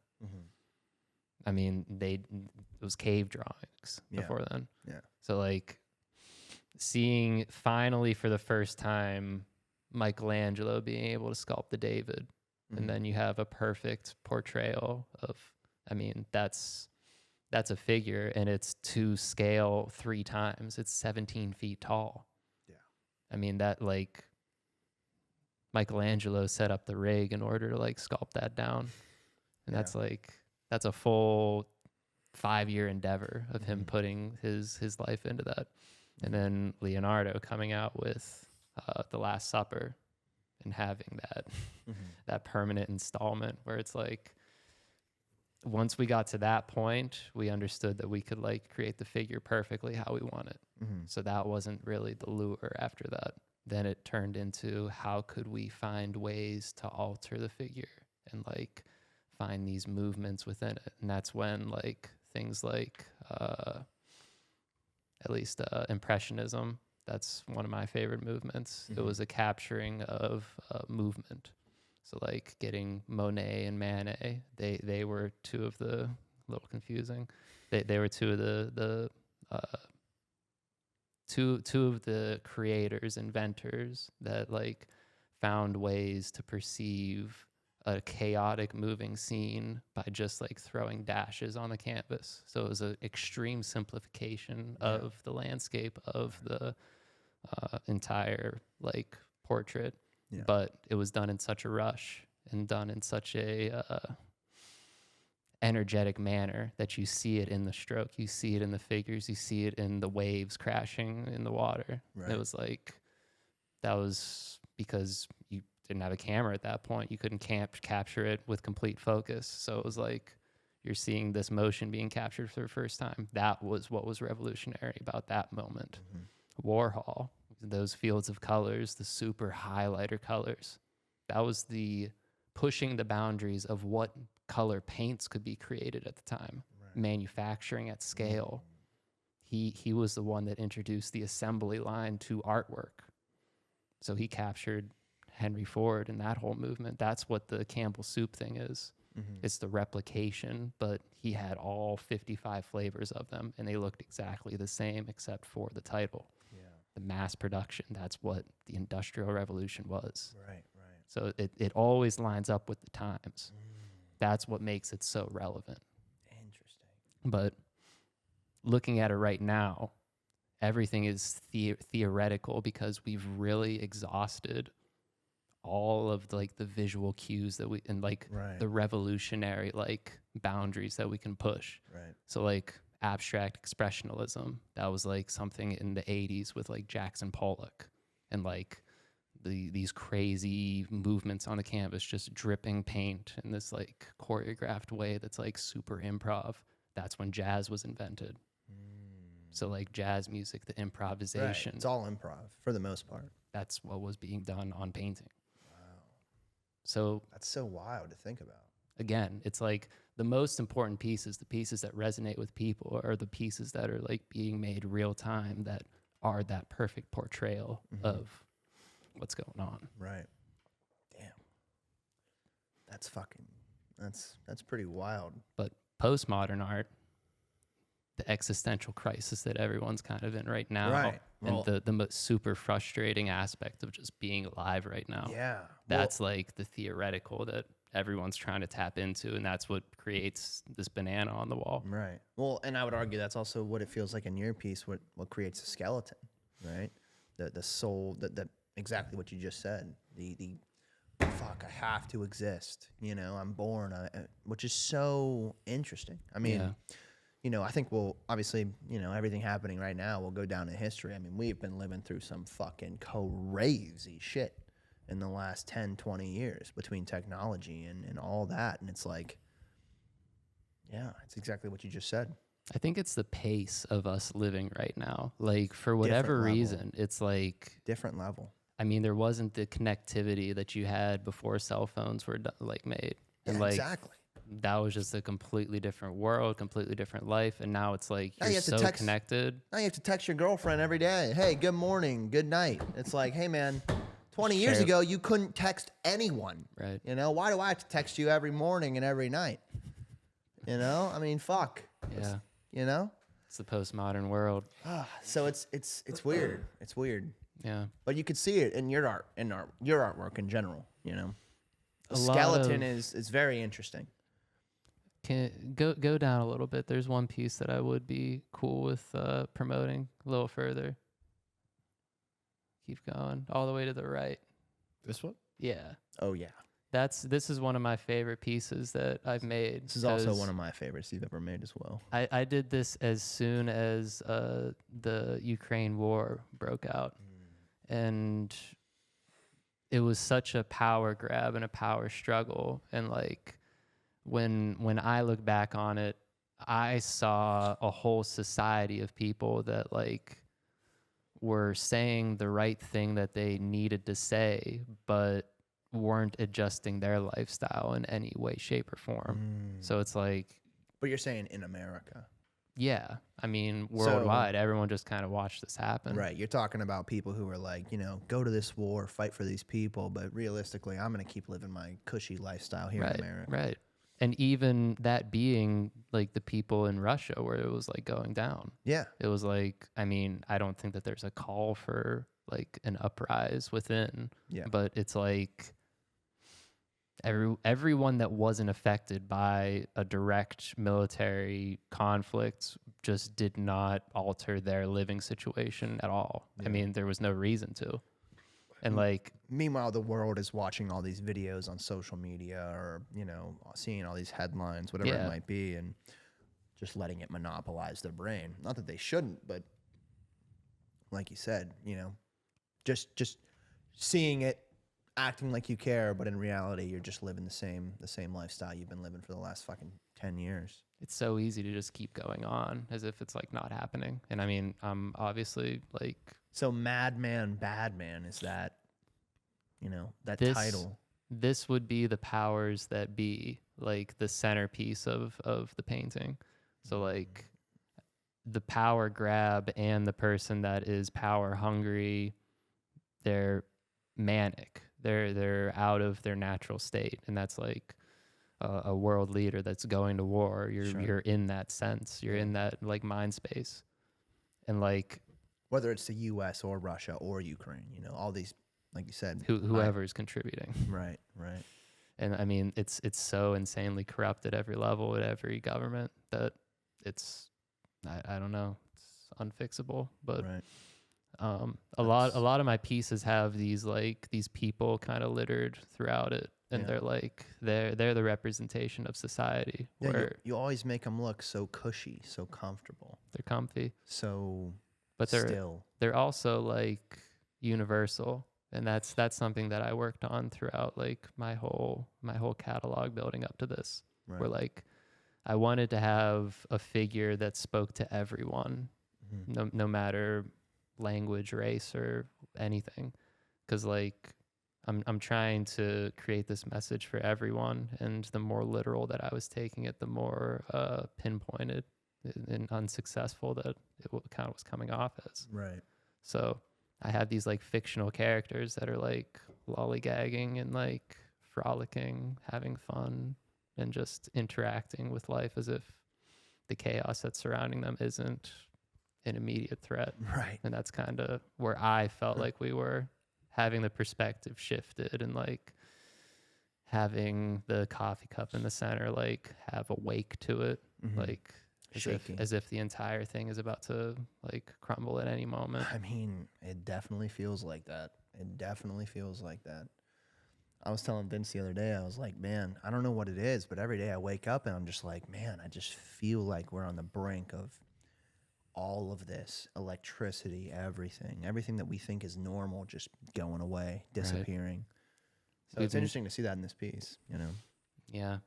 And that's... And I don't know how that would happen, but it just feels like, I don't know what it is. I just feel this, that something big is about to happen, you know? Something catastrophic to the average, at least here in America, something catastrophic to the average individual trying to live here, you know? Right. It's been a weird path. And maybe it's just my paranoia, but that's just how I felt for at least a year now.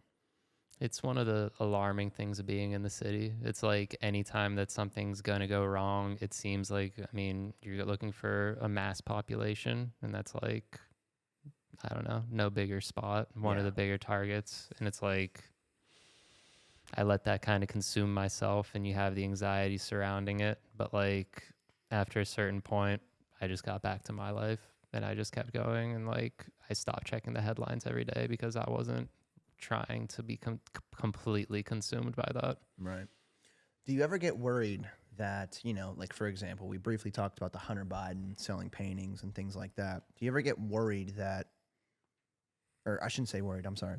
Do you ever think about the art scene? You see him come into the scene, you know, after all these scandals, all this money laundering, whatever it might be, you know, the Hunter Biden laptop, all these very graphic and just disturbing images if you actually look at them. And you see someone like that come into the scene, and you see them get their foundation set immediately. Does it ever worry you that the art scene is corrupt on a level that's very, very deep? Do you think it is? Yes, it's the easiest industry that you're going to be able to get away with like overpaying, just because the work itself is subjective. So you can value something well beyond what it would actually be, not discrediting any of his work. Sure.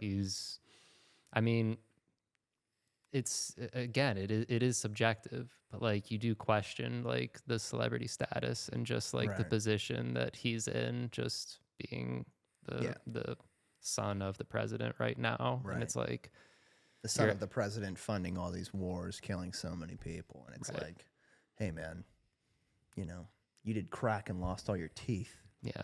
Just happened to be living. And now you're selling your paintings for $200,000, $300,000. Yeah. Did you even make them? You very well could have, and maybe you did. But I don't know. I the way I would explain it is like,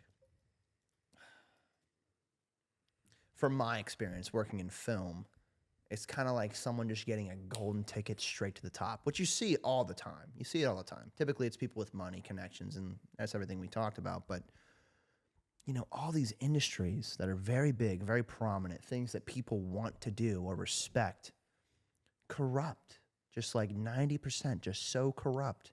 Right. And it's very concerning, you know? And I think that there's an awakening happening in the average person just globally about the overall corruption, about the corruption of all these different industries, whether it's Hollywood, painting, film, and people are pretty fed up with it. But oh yeah, here's some of his pieces. And you know, I mean, you know, they're not horrible. I mean, if he made these, whatever, you know, like these are kind of cool.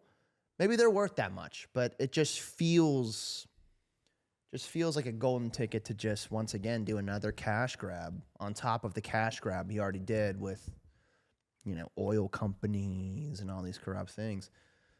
Right. You know? So it's like, I don't know. I just see something like this and it's very disheartening for the art community because it's like, okay, This dude can be one of the most immoral people maybe we know, at least publicly, Yeah. doing very, very questionable things, but he just gets rewarded the whole way up. Meanwhile, someone like you, small town, genuinely putting in work every day, working 60-hour weeks, building a gallery, trying to do it the right way. And, you don't get that same treatment. And I mean, in this instance, it's very in particular and unique, but Yeah. I don't know. I just worry with art, you get it more. That happens more often than you think. It's very easy to be influenced just by the mere fact that something is going to be like an appreciating asset. So like if you're creating something that it's going to become worth more in the short or long term future. American hero right there. I'm not going to discredit his worth. His name and story almost add to the pieces. So like that is an interesting aspect of it. Like, I mean, looking at the banana and how absurd that is, the thought that went into it is kind of one of the most valuable aspects of it. And like, you have to take that into consideration when you're looking at these, that like this is a man that, like, as you said, has like had some very questionable allegations be popping up, and if they're true, then this is a very troubled man.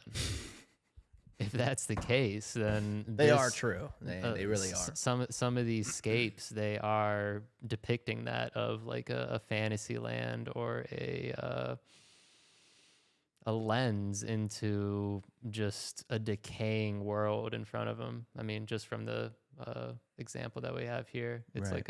like a I'm seeing branches of like all sorts of colors in almost atomically yellow background, like an environment that's inhabitable, and like some of the buds are even like reminiscent of like molecules, and like could be looking at it at a very small scale, but you see some of these headlines, right? Like go up, Vince. The New York Times, a Hunter Biden art show, just catering exactly to what he would want, which is positive publicity. I mean, I don't know. That would just frustrate me on a level. Yeah. I mean, why does he deserve any positive public? Yeah. And I don't know how long he's been doing it, to be fair. I mean, I'm saying like in my painting career, I'm very young in terms of like the lifespan of it. Like, I mean, there's obviously like some of the biggest guys like Picasso. He popped in and he was relevant like in his 20s, and like from there on, he was like one of the top dogs. He kind of was engineering and like the head man of like 5 different art movements within his lifetime. So like he adapted, he evolved, and he like told that story where like a lot of painting right now, you're kind of falling into your rut and your brand, and you become like your own style, and that's your contribution to like a lot of like current pieces that are being pushed out. Right. So like looking at Cause that we saw earlier, and like seeing that like manufactured almost painting, it's like that's a style that is set, and that is his brand, that's his name, that's what he's going to be making going forward. Mm-hmm. Biden, this seems like much more one of one spin off. I mean, I'm not well versed on his work. You're not well versed on Hunter Biden's work? Yeah, unfortunately. How dare you? But he seems to be getting the attention that comes with it all. And it's a matter of like, did this man put his 10,000 hours into discovering what he actually wants to say? And I think that that's the biggest thing. It's like everyone has something to say in their collection, in their own pieces, but like, is the statement that you're saying like worth anything? Is it valid? Is it like noteworthy? Yeah. And that's one of the disheartening things of having a collection and like not getting noticed in real time, like Van Gogh, right? Where you never sell a piece, but then retrospectively you birth an entirely brand new art movement. And that's frustrating. Yeah. Well, it's frustrating as an artist. Yeah. And like most painters right now, strangely, it's like you don't really get into the pocket of what you want to say and what you want to like create and look like until you're in your like 40s, 50s. You've been doing this for 20, 30 years. Makes sense. So Most like, art forms are like that, I feel like. yeah, but it's such a lonely pursuit. You have to like Yeah. sit in the studio by yourself, spend tens of hours just to complete one piece, at least in my style, Yeah. at least. Yeah. So it's like, it's a lot of alone time that you're just sitting around, just like contemplating, trying to think of like what you want to be perceived as and what you want your Yeah. message to be. Yeah. Yeah. Where, And you also have to accept the fact exactly what you said about Van Gogh, where it's like, you know, this might never take off. This might never in my lifetime, but you never know what the fuck can happen after. Yeah. You know? It's interesting. So you have a website, ParchPak, and you sell clothes as well. yeah, And you I do, mean, we have merch, so the average person can hop on in, grab like I have booklets that are for sale right now actually, and that has my collection for the first couple of years. So that's been one of my most recommended pieces, where I'm telling people like, this is one of the best portrayals of seeing something like tangible, something in person. yeah. The plan is to have prints. So like having some runoffs of like individual pieces that you can like have and like have them framed and be able to admire them. But Right. for the time being, this is the best option, having the booklet leafing through. So ParchPak, I've had so many people ask me, why ParchPak? What does that mean? I mean, I don't know if you want to explain that, but they don't really know what it means. It you know, obviously aesthetically it looks amazing, but you know, what is that? What is ParchPak? Yeah, for sure. I guess it's a weird question. It'd be like you asking me, what's bullet brain? Yeah. I'd say JFK getting assassinated helped influence the name of this podcast. That's what I'd tell you. By the CIA. They did kill him. That was a big bullet to the brain. Multiple bullets. God damn. Grassy knolls, man. The grassy knolls. ParchPak was something that was inspired by Basquiat, Jean-Michel Basquiat. When he first started off, he was from Brooklyn, but he started an alter ego that he was doing a lot of graffiti work around the city as. His name was Samo, S-A-M-O. So he was writing a lot of like poetry as graffiti and then like just signing it as Samo. So that interested me because a lot of like musicians, you have your stage name that you're able to like go off of that isn't necessarily who you are, but that's who he was until he established himself and he became his own artist. So like I was like, an alter ego would be interesting. I don't see that in painting a lot. I mean, someone like Cause, that's like a Sure. It's not his name. yeah, right. Yeah. So I thought that as I was getting started, like making this transition from playing sports in college to creating and ultimately that consuming my life, I wanted to have time to practice and to kind of get a lot of like the rough drafts out there and get some feedback. So that's how ParchPak started out. The thought being that the first part of the name is parch, is short for parchment. That was the very first like type of paper that people were able to draft on. It was from animal skin. That's what parchment paper is like replicating. The parchment was the animal skin that became like the pages in a book. So it was like leather pages that were like written and drawn on.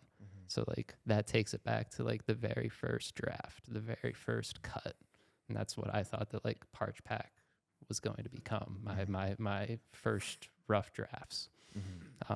The PAK, the PAK is Pittsburgh, Akron, Kent, because that was the beginning of the journey where I was going to school in Pittsburgh, realized that I didn't want to do that, transferred over to Kent State, but I lived in Akron, and that was like the first year that I was really like I did like 60 paintings in the first year, like just trying to like figure out what style I wanted to go for and what I wanted to say again.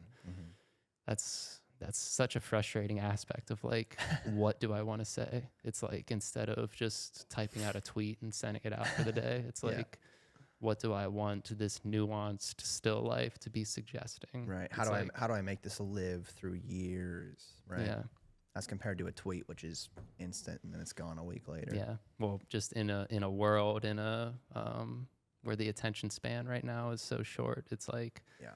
am I just throwing this out to the ether, and is it even being like interpreted as suggested, or is it just being swiped right by? Right. That's why having a gallery show, having it in person, is like so beneficial. Yeah. But yeah, it's Parchment would be the first part, Parch, and then the pack is Pittsburgh, Akron, Kent, where the path that I took to get started. Interesting. I didn't know that. I genuinely did not know that. Yeah. Interesting. I was going to ask you one last question about art, because I'm interested. Where do you find inspiration? Is it just, personal experience? Is it going out, being with friends, or is it, information you're consuming online, whatever it might be, or probably realistically a mix of all of those things? Yeah. Definitely lived experiences. Yeah. A lot of my early work, it really revolved around like going out and like what I was seeing night to night, and like the human experience. That's what I was tapping into. Yeah. And as your priorities change, as your perspective shifts, just moving to the city, moving to New York, all of a sudden seeing a completely different set of people, set of morals, set of goals that like, and the pace where everything is snappy, everything is quick. You gotta make it within that second that you got people's attention span. Right. So it was like that entire mindset shifted. So the inspiration was coming from those encounters and like the different interactions that I was having, and how they could sway my influences on life. Like a lot of the skeletons now that I'm able to like tap into a figure that is portraying both what I feel as myself, others can relate to it, but that figure going through these different experiences, I feel like I'm pulling inspiration from the encounters that I'm seeing and what they're suggesting to me, and how I can place the viewer into that scenario, interacting as someone that's like just trying to feel alive, throwing them into these environments. That's the current thesis, the current like pursuit. Interesting. But definitely seeing things on the day-to-day, sketching out scenes, and then kind of documenting and like keeping all kinds of tabs on like which ones I think are like speaking to me, then kind of narrowing down and like having the suggestive aspects within it, giving you the full piece and the full story. Yeah. Just having a still life, looking at the Mona Lisa and the placement of the hands, it's like it's subjective in a few ways as to like pulling in the viewer, but also like this tranquil, how it's staring right at you. But it's very nuanced, looking at details, looking at a still life. It's like, yeah, it's just fruit in a bowl. Well, the lemon that is sliced in the front is actually alluding to fertility, alluding to ripe, alluding to the seeds that are within it, the potential that's there. We're like, it's just a bowl of fruit, but this is actually something about like creation. Yeah. So do you look, the way you just explained all that to me, which I think is amazing, coming from an artist for sure, do you look at life that way? Do you find, these smaller things that are in front of you into a larger picture that really represents something else on a day-to-day basis? Because I think the one thing that a lot of people wonder about is like just the brain of an artist, right? It's very interesting, very unique, very, different than the average person.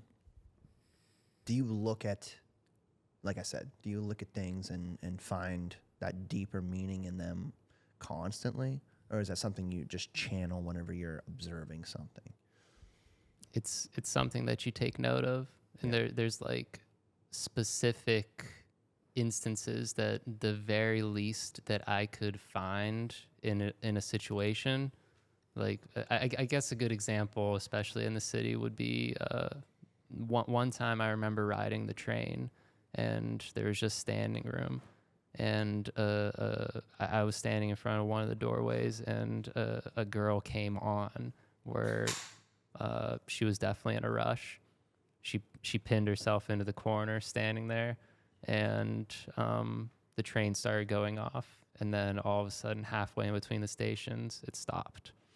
And she was visibly frustrated to the point that she took off her book bag, threw it on the floor, which, gross. She sat down on the bag. Disgusting. Disgusting on the train. She spiked it. She sat down on it and like kind of like threw a pout on her face. And there was a guy that was like standing like at the railing and like peeked his head over and just gave her a glance like, "What are you doing?" And she looked up like a Rottweiler ready to like bite. And she just like gave this grimace, and his face was just complete like terror. And just getting those expressions and that like vision, seeing the faces disproportionately up and down, kind of like a yin yang, and like barking at one another, and the reaction, the fear, but also like the frustration and aggression. And it was like both sides of the coin. And like, that's like a perfect translation of like, this is an energy that I saw, and it was like inspiring that it's something that even if I don't specifically find that instance, I see that tension in just contrasting emotions, and like, that is a tool that I can like pull into a piece and like make this tension, even if it's not there at all. It's interesting. That's amazing. I mean, it makes sense. I have one last question for you, and then I want to watch some reels. I think we should watch some reels, Sim. How do you find, you know, I guess, what is your focus on purpose on a day-to-day basis? Like, how do you wake up every day and crave the desire of making this thing? Like, is it wanting to achieve greatness? Is it something I don't understand at all? Like, what is, because you're doing a lot of work constantly, something that most people just can't do. People just don't want to work most of the time, right? Like, what is the thing that's driving you? What is your objective? Are you trying to start a legacy? Are you trying to get rich? I know it's a big question. It's very general, but I think it's fair to ask, you know? Yeah, for sure. I mean, you can look at it as wanting to throw out experiences that people can relate to. And that's what some of the most successful art is, that like you, the viewer, are able to relate to it no matter what, when it was created or how it was created. When I look back on what I made, I want it to be something that people are questioning what was going on at the time and appreciating whatever it was translated into as a painting. While I admire a lot of the bigger painters, obviously, because of the boundaries that they were pushing, I feel like in a lot of ways I am finding my own voice, that I'm able to push out my agenda, my messages, because my whole life I've just been an observer, it seems like. I mean, I'm a quiet person. Not that I don't throw out my like thoughts regularly, but like I'm much more comfortable sitting, observing, being able to take in all of the voices and like rationalize what is the right answer. So it's finally the time that I'm able to speak up and put my message out there. And I mean, obviously, that's something that I'd like to be able to do full time, and that be my full pursuit and passion, because that's what I want to be like showing people daily. But the entire purpose of like doing it, it's like this is hopefully something that's going to outlive myself. And this is hopefully something that people are going to be able to relate to down the road and appreciate and want to come in contact with. So painting is this weird art form that the pieces are what people remember beyond the figure. It's like a lot of musicians, your brand is your image, your face, how you are like pushing yourself, promoting yourself. Where painters, it's like you just remember the biggest piece. Like no one knows what Leonardo da Vinci looks like. I mean, I do, but like there were just painting portrayals of him. That's a good point. But like his work. Yeah, you know his name. So I like to think that far down the line when Spencer might be forgotten, that the work that was created would be something to take note of and to, again, learn from, appreciate. Yeah. I think that's very good. Now I have one last question. What's it like having two first names as a person? Being Spencer or Patrick. It's frustrating. I get emails. I am You're Patrick. Permanently Patrick in plenty of people's eyes, and they get confused. I give a passive aggressive response, and I say, Spencer. Finish it off with a warm regards. Comma, Patrick. Yeah. All right. Well, I have to piss so bad. I said we go pee and then we come back, watch like 5, 6, 7 memes, and then or shorts, and then we call it a quits. I think so. All right. I gotta piss so bad. Yeah. I mean, we went to the rodeo yesterday in Texas, in Austin. Pro rodeo. It's my first rodeo. My first rodeo too. I don't know what I was expecting, but as soon as I showed up, I was astonished by the crowd that was brought for the event. From the events that took place within the stadium to the mere amount of like 4x4s that were just like out in the parking lot.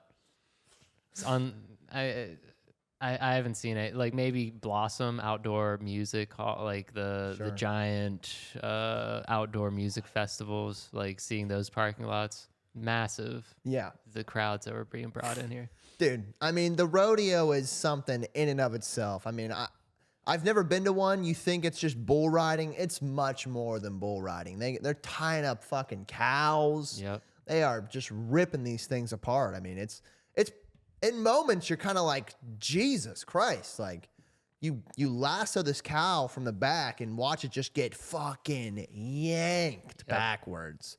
And it's just laying there, totally submissive. Just please don't hurt me. Yep. I mean, you're witnessing some pretty gruesome shit in moments. Then you see the workers come over and like wrangle it down and just like untie it real nice. And then it like trots across like nothing just happened. Just So trots. you just got belly slammed. You guys talking about the rodeo? Oh, yeah. Oh, it's fucking rough. It's rough. Those cowboy hats. It's the most American sporting event I've ever seen in my life. They don't start with the national anthem, but it is included. They start with a take your hat off, acknowledge the vets in the crowd, Fuck yeah. stand in prayer. It's everything you think Texas is in the best way. You bow your heads while a beautiful blonde Texan ranchy cowgirl gets on a bucking bronco, parades around via spotlight, holding a massive, bigger than what you would even need to be, American flag, parades as a prayer ensues. And then as they kick it up a notch, the national anthem comes on, and that Bronco starts picking up speed, baby. Yeah. And then slap on the ass, it goes through the chute, and then out come the bareback bucking Broncos. Yep. First event. And they're just getting fucking tossed around, dude. These people riding these bulls, riding these horses. Boom, just boom, boom. Lower boom, back boom. is just getting split. Yep. I thought I had a sciatica problem. Sciatica? What's it? Doesn't matter. Doesn't even compare. They have the leather chaps though running down the front side of the jeans, Oh, and yeah. those things got the tassels, and they're Well, that's- flying through the wind. That's how they get points. I don't understand. You guys know how the points work? Not at No. all. I have no idea. I don't think you know either. That's I what don't was know. just gonna It say. goes based off two things: assless chaps, the color, how many rhinestones were there, what was their outro song, what color's their cowboy hat, how big is their cowboy hat, did their boots have spurs or not, what color was their last. There's a lot of factors that go into the rodeo garb. Yeah, and then they're just fucking riding. They're just mangling. You know, and no offense to Spencer, but that is art. I found a newfound love for the country. I mean, as soon as you step into the scene, and it's not only the sights, but like the scents. I mean, these are some wild animals. we're Oh talking yeah, about. you get the poop smell right when you walk in. The manure smell. Oh, yeah. And you know you're right at home. And you're seeing the livestock, and you're like, God damn, that's a lot of animals. You smell shit, nothing but pure adrenaline. And then like midway through the show, they're just like, give it up for these fucking livestock. Fucking, we love these things. Fucking, we love these animals. We're gonna fucking strangle them, but we're gonna get it done. You know. And I don't know. You don't think it's going to be as aggressive as it actually is. So It's like aggressive. every single competition, it's like we're lassoing the neck and we're yanking until, you know, the horse chills. And it's like, or you're wrangling up this calf. And then when you think it's tame and the sheep are brought out, they put 5-year-olds on it and they just grab on until the sheep like bucks them off. And we saw like a 4-year-old girl on the back of it with this helmet. She got trampled. Oh, yeah. She was crying. Oh, yeah. On the big screen, they're like, "Come on, honey." It's like, "What are you doing?" Yeah. Some some of these events, I'm just thinking like, all right, we need like 2 more to fill the time slot. You get on that horse and just run towards that bull and then wrestle it. Like dive off and wrestle it, and we'll time you, and that'll take up 15 minutes of the show. Like, who comes up with these events? It's crazy. And the thing too is like, it's just one event after another. It's just fucking boom, and then it's fucking boom, and it's just, there's no break. No. You're going from one horse to yeah. one bull to one cow to one sheep, basically nonstop. It's just, I It's was amazing. glued. I didn't get up once to take a piss. I was hooked. It's amazing. I mean, it's a must do once a year. It's once, If yeah, you're you living gotta in do it. Texas, I mean, if you're not going to the rodeo living in Texas at this point, You gotta go. you're just missing out on if the whole you haven't experience. been, you need to go. It's worth the ticket, but don't do what I did. Yeah. Well, that's a whole thing. Yeah, we're not gonna get into that. Let's get into some memes. No, I'm though. super down. This is gonna be awesome. Let's get into some memes. So basically, ladies and gentlemen, we like to end the show with a little meme segment. As you know, the diehard fans already know that. So what I do is I'm a big meme connoisseur, a little memeaholic. I probably spend too much time on the screen. I spam Dave's Instagram inbox with memes, as you can tell here. And we save it for the show. Neither one of us go through it or talk about it really, but we wait till a guest comes on the show and we all sharing it together. So I'm gonna tell you straight up, Spence. I really don't know what we're about to see right now. I mean, I saw the Okay, one at the nice. bottom, but I mean, I just want you to take this in any regard you feel is right. I want to warn Spencer now and the viewers at home listening. This can contain anything from Indian street cuisine to murder comps to just absolute death from a car crash. I mean, it could be anything and everything. Or Thrilling. just disgusting content. Oh my And if God. you're lucky, a beautiful woman. Occasionally send some tits. Let's get into it. This is life. Click the audio. Oh, thank you. Is that loud enough for you fellas? Yeah, it's good. Ooh. He's just blowing up a balloon. Oh, it's in his mouth. Oh my God. And that. That's a concerned father. That's Let's watch that. I'm gonna whoever's can we watch that filming one more You wanna time? watch that again? Yeah. Whoever's filming that is like Right? at the level of like where this is a condom. You gotta This is wonder not if that's a balloon. plant. Look at the cum go in his mouth, though. Oh my God.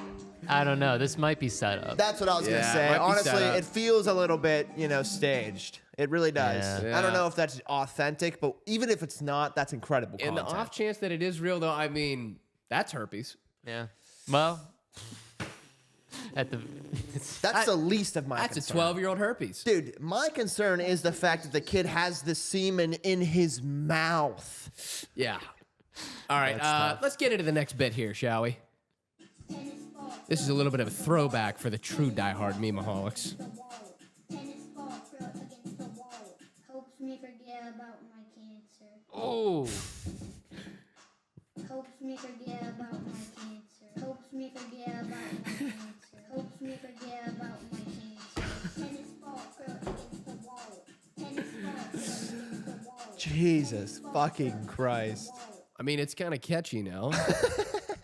Yeah, tennis ball, throw it against the wall. I mean, This gives me the show me your genitals guy. right? It's like very similar. This is, if you remember, this is from that same time area. Yeah, you can early tell. internet. You know, it has. Wow. It has this beautiful repetition. It's like an anthem. Yeah. He's like, he's getting over can't, and he has this grimace. He's so frustrated. he knows. He's upset. I mean, if you had cancer and you were 7, you'd probably be pretty pissed. I Like, think hey, he's taking it out on the wall. why which, me? hey, How did this happen? I can relate to that. Okay. We're here gonna we get into go. this one. If you haven't seen this one yet, I mean, in current events, TikTok is potentially being banned. Yeah, it's Is it? Is it being better? I don't know. But here's what Nancy Pelosi has to say about it. Not an attempt to ban TikTok. It's an attempt to make TikTok better. Tic-tac-toe, a winner. Boom. I mean, is that not the same exact bit that Hillary Clinton did of Pokemon Go to the polls? It's the same recycled shit. Jesus fuck. I mean, did she come up with this? Did they write it for her? And she's like, no, that's good. They'll like this. You're so out of touch. I think You're she just- was just zooming off the Adderall. But and look, just look, fucking look at her smile after she drops the punchline. Look at this smile. Tic-tac-toe, a winner. she really thinks she did something. She thought she made it. She yeah. did some shit right there. Yeah, she's She- like, this is gonna change everything. I mean, she made it right here. So maybe she knew this is what was going to happen, you know? But it's like, oh, that hurts. It hurts. It's Nancy Pelosi. Tic-tac-toe? What does that even mean? This is honestly, I put this as Dave, but to me, this is anybody that I am friends with that is doing Zins. Because to me, this is a Zindemic. I mean, our generation, the generation above us, it was cigarettes, right? My generation is, oh, we don't smoke cigarettes, we vape because it's cooler. And now it's evolved into, ew, chewing tobacco? That's gross. Loose snuff? No thanks. And they put in a man-made powder Zin. The Zins are And magical. this is literally all of you. This is how I view you. This is actual magic. Just drink that water, definitely. Maybe it'll take the Zins. Yeah, the Zins are gonna fuck you up. Do you know this guy?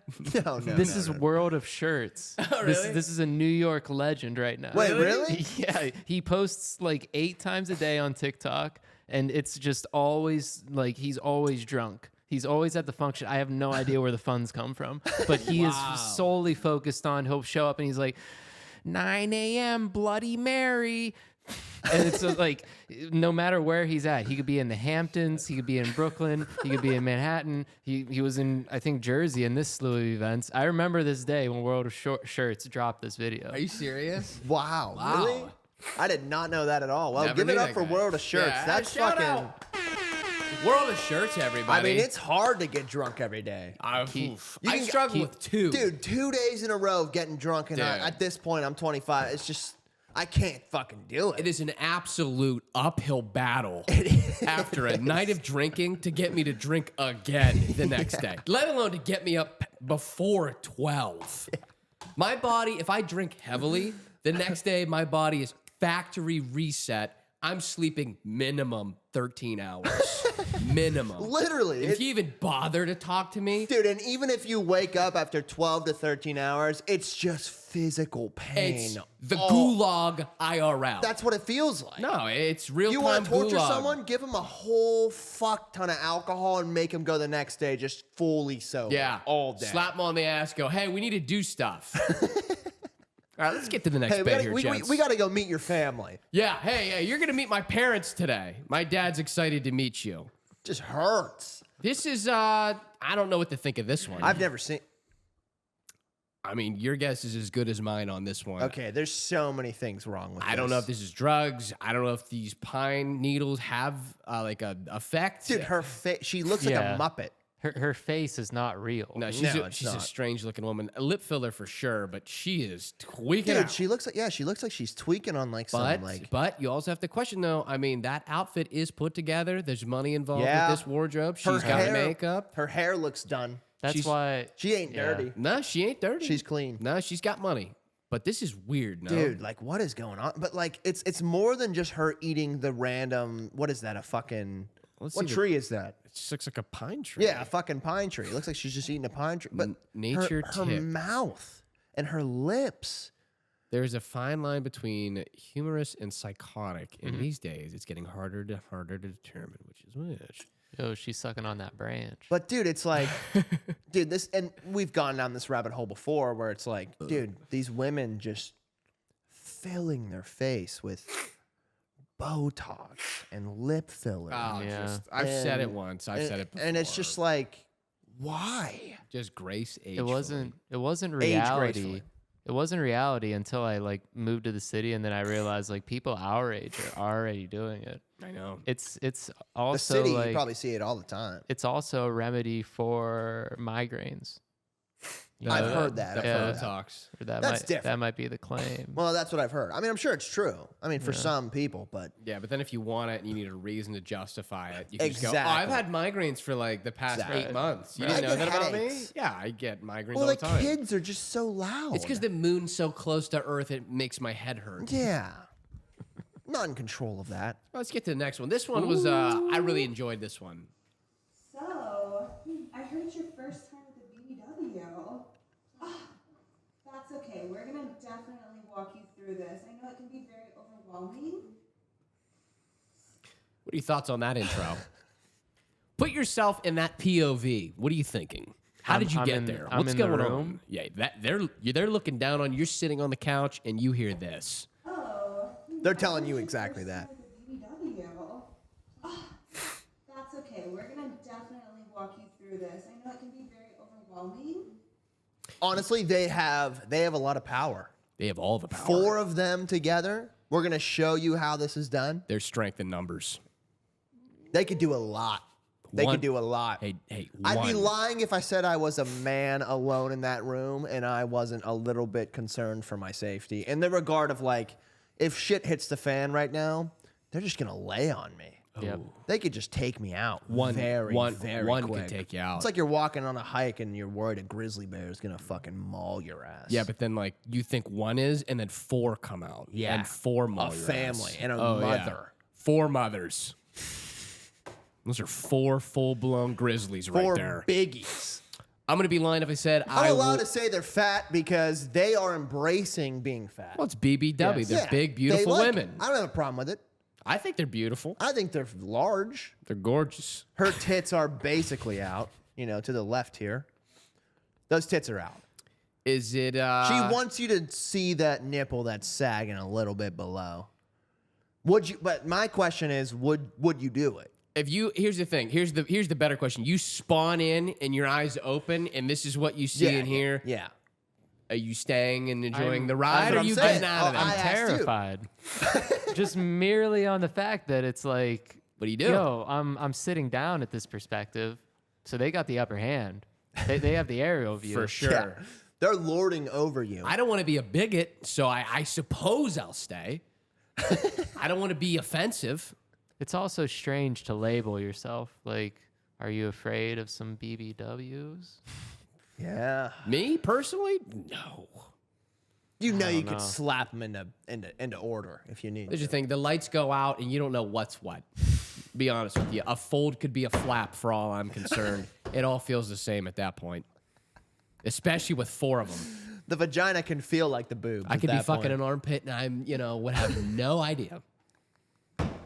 Let's get to the next bit. Jesus. This one was more as a shot at Dave. This has been a conversation and an ongoing back and No. forth slanderous No. joke. And I would love to take a poll at the end of this podcast. Gladly. Gladly. Is the Subaru Cross the car, track. the Subaru, is Cross that or is that not a car for lesbians? You be the judge. of that. No, that is not the disagreement. Subarus are gay. No, they are not. This was Dave at the dealership. amongst the entire lesbian population. Let's get a poll on that. No. Let's get God to the next damn bit. it. What is this? Should we watch this? I don't even know it. I don't even remember. All right, we'll skip it. Let's get to Indian street cuisine. Oh, fuck. Ladies and gentlemen, these are one of my favorite videos to watch. Nice. That all looks... Oh my God. Sharing is caring. That's an infiltration. Oh. That looks good. That looks really yummy. Fuck. The non... Why do the Chinese get labeled as the rat eaters if that's going on? No, they're the cat and dog eaters. True. Yeah. And the New York that is hobos true. are apparently the rat eaters in America. That's a good point.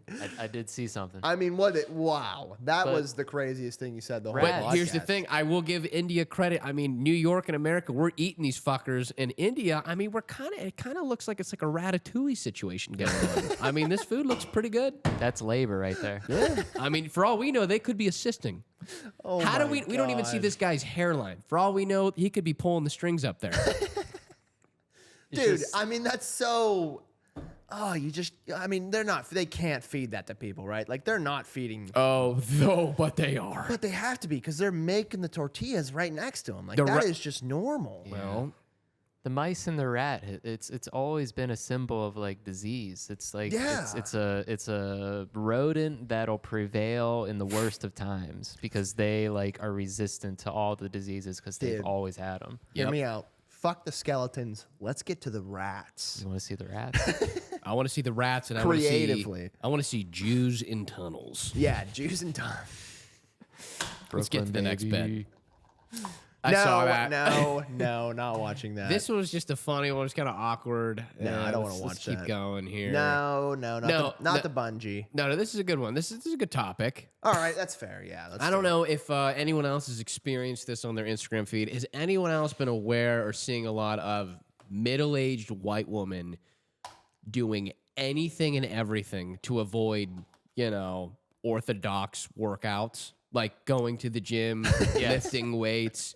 They'll do the most ridiculous shit and just go, no, this is better than the gym. Yes, sir. Why are you avoiding the gym? This is not better than the gym. You swinging to and fro is not the same as dumbbells. This is not a treadmill. You're having fun. This is not a treadmill. This is not doing the same thing. And a lot of them are just slightly overweight. They're all overweight. This isn't healthy. This isn't doing anything. This is ridiculous. You're playing This is- imaginary. You're living in a fairy tale. Go to Gold's Gym. Go to Planet Fitness. This isn't real. Let's get to the next bit. Oh my God, that one was awesome. You like that? Here's more. This is Moon Shoes dance. I did see this one recently. What the fuck is this? No one wants to get on a treadmill. There's perfectly good squat racks right there. There's a leg press machine. Use a jump rope, for God's sakes. What is this doing? How much do these boots cost? This is Irish themed too. Where do you buy these boots? Does anyone know? Has anyone ever seen these boots? No, I remember a variation called Moon Shoes when I was a kid. when we were kids, those were cool. These are Moon developed. shoes were dope. These you are. have agility in these things. Yeah, you can move and Look, these. she's moving all around. You're pumping. She's skating. I mean, Throwback why? Thursday? None of these women look in Wow. shape to me. They're not. I mean, they're definitely It's crazy. It's almost like if you just use like the tried and true workouts, it would be. I'd be terrified if I saw a flock of them coming my way, though. Oh, okay, here's something. Okay, maybe went up too far. not. Wait, go up. I went up way. No, go up. All right, I'll just go up. I Go went up. up way too far. A little bit then. more, a little bit more, a little bit more. We'll get to that one. That one. Oh, this is a good one. Ooh. What do you think about this, Spence? Ooh. She's playing with the dung. Yeah, you ever like do this for hockey when you were coming up? I did not train with. We didn't have elephants, I guess. You guys probably had money. I mean, what is going on? That's got to be just so that's not sanitary in any regard. Also, is this that woman looks Asian? Is this happening in like Vietnam? It's- like Is this China? Probably Philippines. Where are the elephants at? I would thought assume- I was under the impression the elephants were in Africa. I'd assume they have no roads, just get around transportation via boat and donkey. I mean, does she not have a ball? Like she has an elephant but no ball? Like I guess that's probably a thing. She has a manufactured dress. I mean, she's not third world. She knows what Right? a ball is. Like Right? she's just doing this for funsies. and like She has a bop. and I'm not trying to She be has weird. access to the internet. This is being recorded on an iPhone. Yeah. So Yeah. maybe she's doing this for the meme. I was gonna say like, but but, also like- like, don't take this the wrong way. I mean, she's not an ugly looking. That's a great looking woman. She looks great. Great I looking mean, woman, but looks in shape. hey Looks man, healthy. internet or not, she's playing with shit. Yeah, she is. She's playing with poo, man. Playing with poo. That's fucking poopy. And dude. that's not even a small amount of poop. That's a lot of poop. That's a lot. It's all over her arms. I Like, mean, I mean, I get it. You wash them after. Maybe this is some type of retreat of some sort. She's on her knees. I'd She's be- just playing around in she, the dung. yeah, she wants she's it. just bumping it. I'd She- be more impressed if she said it and then jumped up and spiked it. That'd be way cooler. It does look like it's the consistency of cake, which would be fun to volley like she is. So like, I get that. I get the desire, but like, yo, that's poop. That's stinky. Let's That's give that. poo-poo. Let's give that elephant some laxatives and see her practice. Oh Yep. my god. Squirt. Let's go one down. Let's get back to the Indian street cuisine. Andy, yeah. Please. Ah, this is also from the same elephant, if you're wondering. Dinner. Dinner. What's The man. that'll be 40 rupees. Equivalent like to 30 40 US cents. cents. Yep. Anyone else? Can I pause? We're the Like, best. but what is it? Like, That's elephant. It's just shit. Oh, that's just his cloak. Never It mind. might I was be gonna, good. I thought that was like a thing, like a cyst or something. Never yeah, mind. that Indian man. Wouldn't be This man's been surprised. doing this for He's as his thrilled. practice for He's- the past 60 years. Yeah. Yeah. If you see us, yeah. I'm just gonna point this out here for the audience back at home. And the seasoned vets with memes know this. If you see a sunset, odds are it's gonna be a good meme. Oh, this was for Dave for pool. He's big into pool. Ooh. That's pretty good. All right, let's see here. Oh, I can tell this one's gonna be a good one. Yep. And this is Shaun White at the Tokyo Olympics, I believe. Oh. Oh my. Yo. Oh my god. Would you believe that Oh he my- took home gold that same year? Oh my god.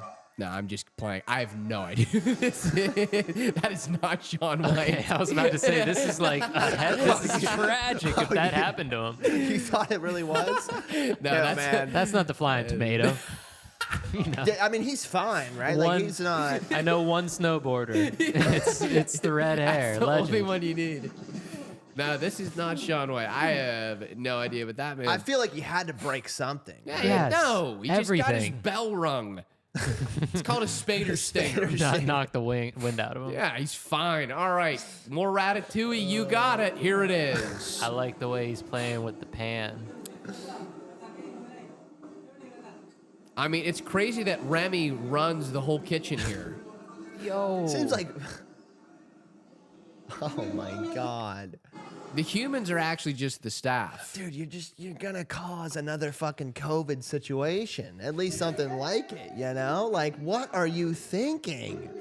This, Infiltration. Oh my god. Hey, yo. 115, just kill her. Just stop it. That's no life to live. That woman doesn't want to be alive. No, she's. Maybe she does. You know, maybe No. she's itching for it. But Jesus, No, man. she Bedridden, needs- literally. I mean, you could see her Oh my entire bone God. structure. Just I mean, ridiculous. If I live to be 115, I'm going to personally request, in Spencer, you're more than welcome, smother me with a pillow. Just get rid of me. I have a feeling that you're gonna be Dude, her eyes are the outgoing crazy. me at that point. The eyes are the craziest part to me, where it's just they're just looking straight up. Oh, they don't blink. She's probably seeing fucking DMT like experiences. She's Oh, yeah. she's been dead for a long time. Dude, if I get to triple digits, just give me a bunch of drugs at that point. Hey, you never know. Jesus. That is. What if we go on till we're like 150? Biblical. What if we're the first? What if we go gen? into biblical like- ages? If you I'm know? in if 400, if I'm in 500 good years old. health, sure.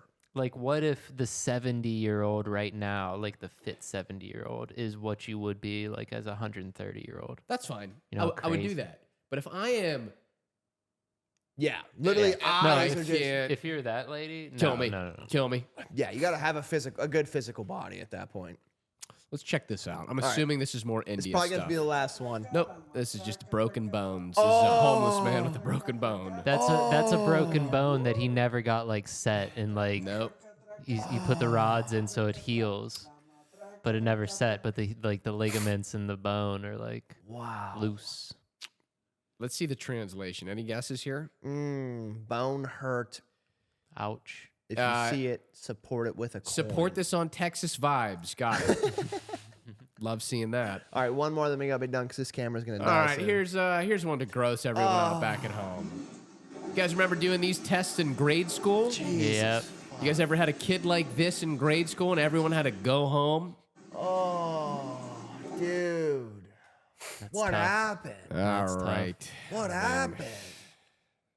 Oh my god. That's lice. I do like how he's like getting them all out though in a very efficient way though. I mean, like I this mean, comb, this but it's- comb's but it's really just a satisfying. comb. It's satisfying that he's getting them out like this stuff. They need to shave that head. Oh, I'm so talking many. from a video aspect, the waterfall in the background. Beautiful. Well, What they're more, probably what there more to- could you ask for? They're probably there to fucking get clean. They Hey, really, man. they should just dunk his head in the water. Right? Yeah. That's what I thought. Yeah, just get all the water out of it. Oh, They that's needed the so video bad. first. Yeah, This that's fair. man is fine. I have a Nah, feeling yeah, he was he's like good. He seems was calm. Maybe he was in was- the woods or something. I Maybe- think that he was cave diving, and he got he got a bunch of bugs in his It's possible. Definitely possible. He got a whole hive. head. No, he's in got his the hair. chain. Well, He seems well off. He's got a chain. I didn't even this is a notice that. successful man. The details you notice just astonish me. I love this soul, this man. I mean, He's he's just just trying to get taking it clean. in. He's Just taking it in. cleanse me. Spence, we got to wrap it up. We're going to run out of time soon. We're going to pull your Instagram up. We're going to pull your website up. Go ahead and shout out anything and plug out anything that you want to say, any closing words or statements. I love you. Everything you said, I think, is very valuable for definitely a lot of artists trying to do what you're doing. And just keep doing your thing, man. You're fucking killing it. I appreciate it. I love you, man. I love This you is too. one of my my weekly listens. I come back to the podcast. I'm very excited at all chances to Well, once you hear listen, your voice. once you listen to yourself, I think you're going to be pretty shocked. And I'm gonna. You're going to go, why do I sound like that? Yeah. It's just a natural response. Well. But I love you. I'm sure you'll be back on in the future. And further down. You're a great man. you're a great man. All right, let's wrap this shit up.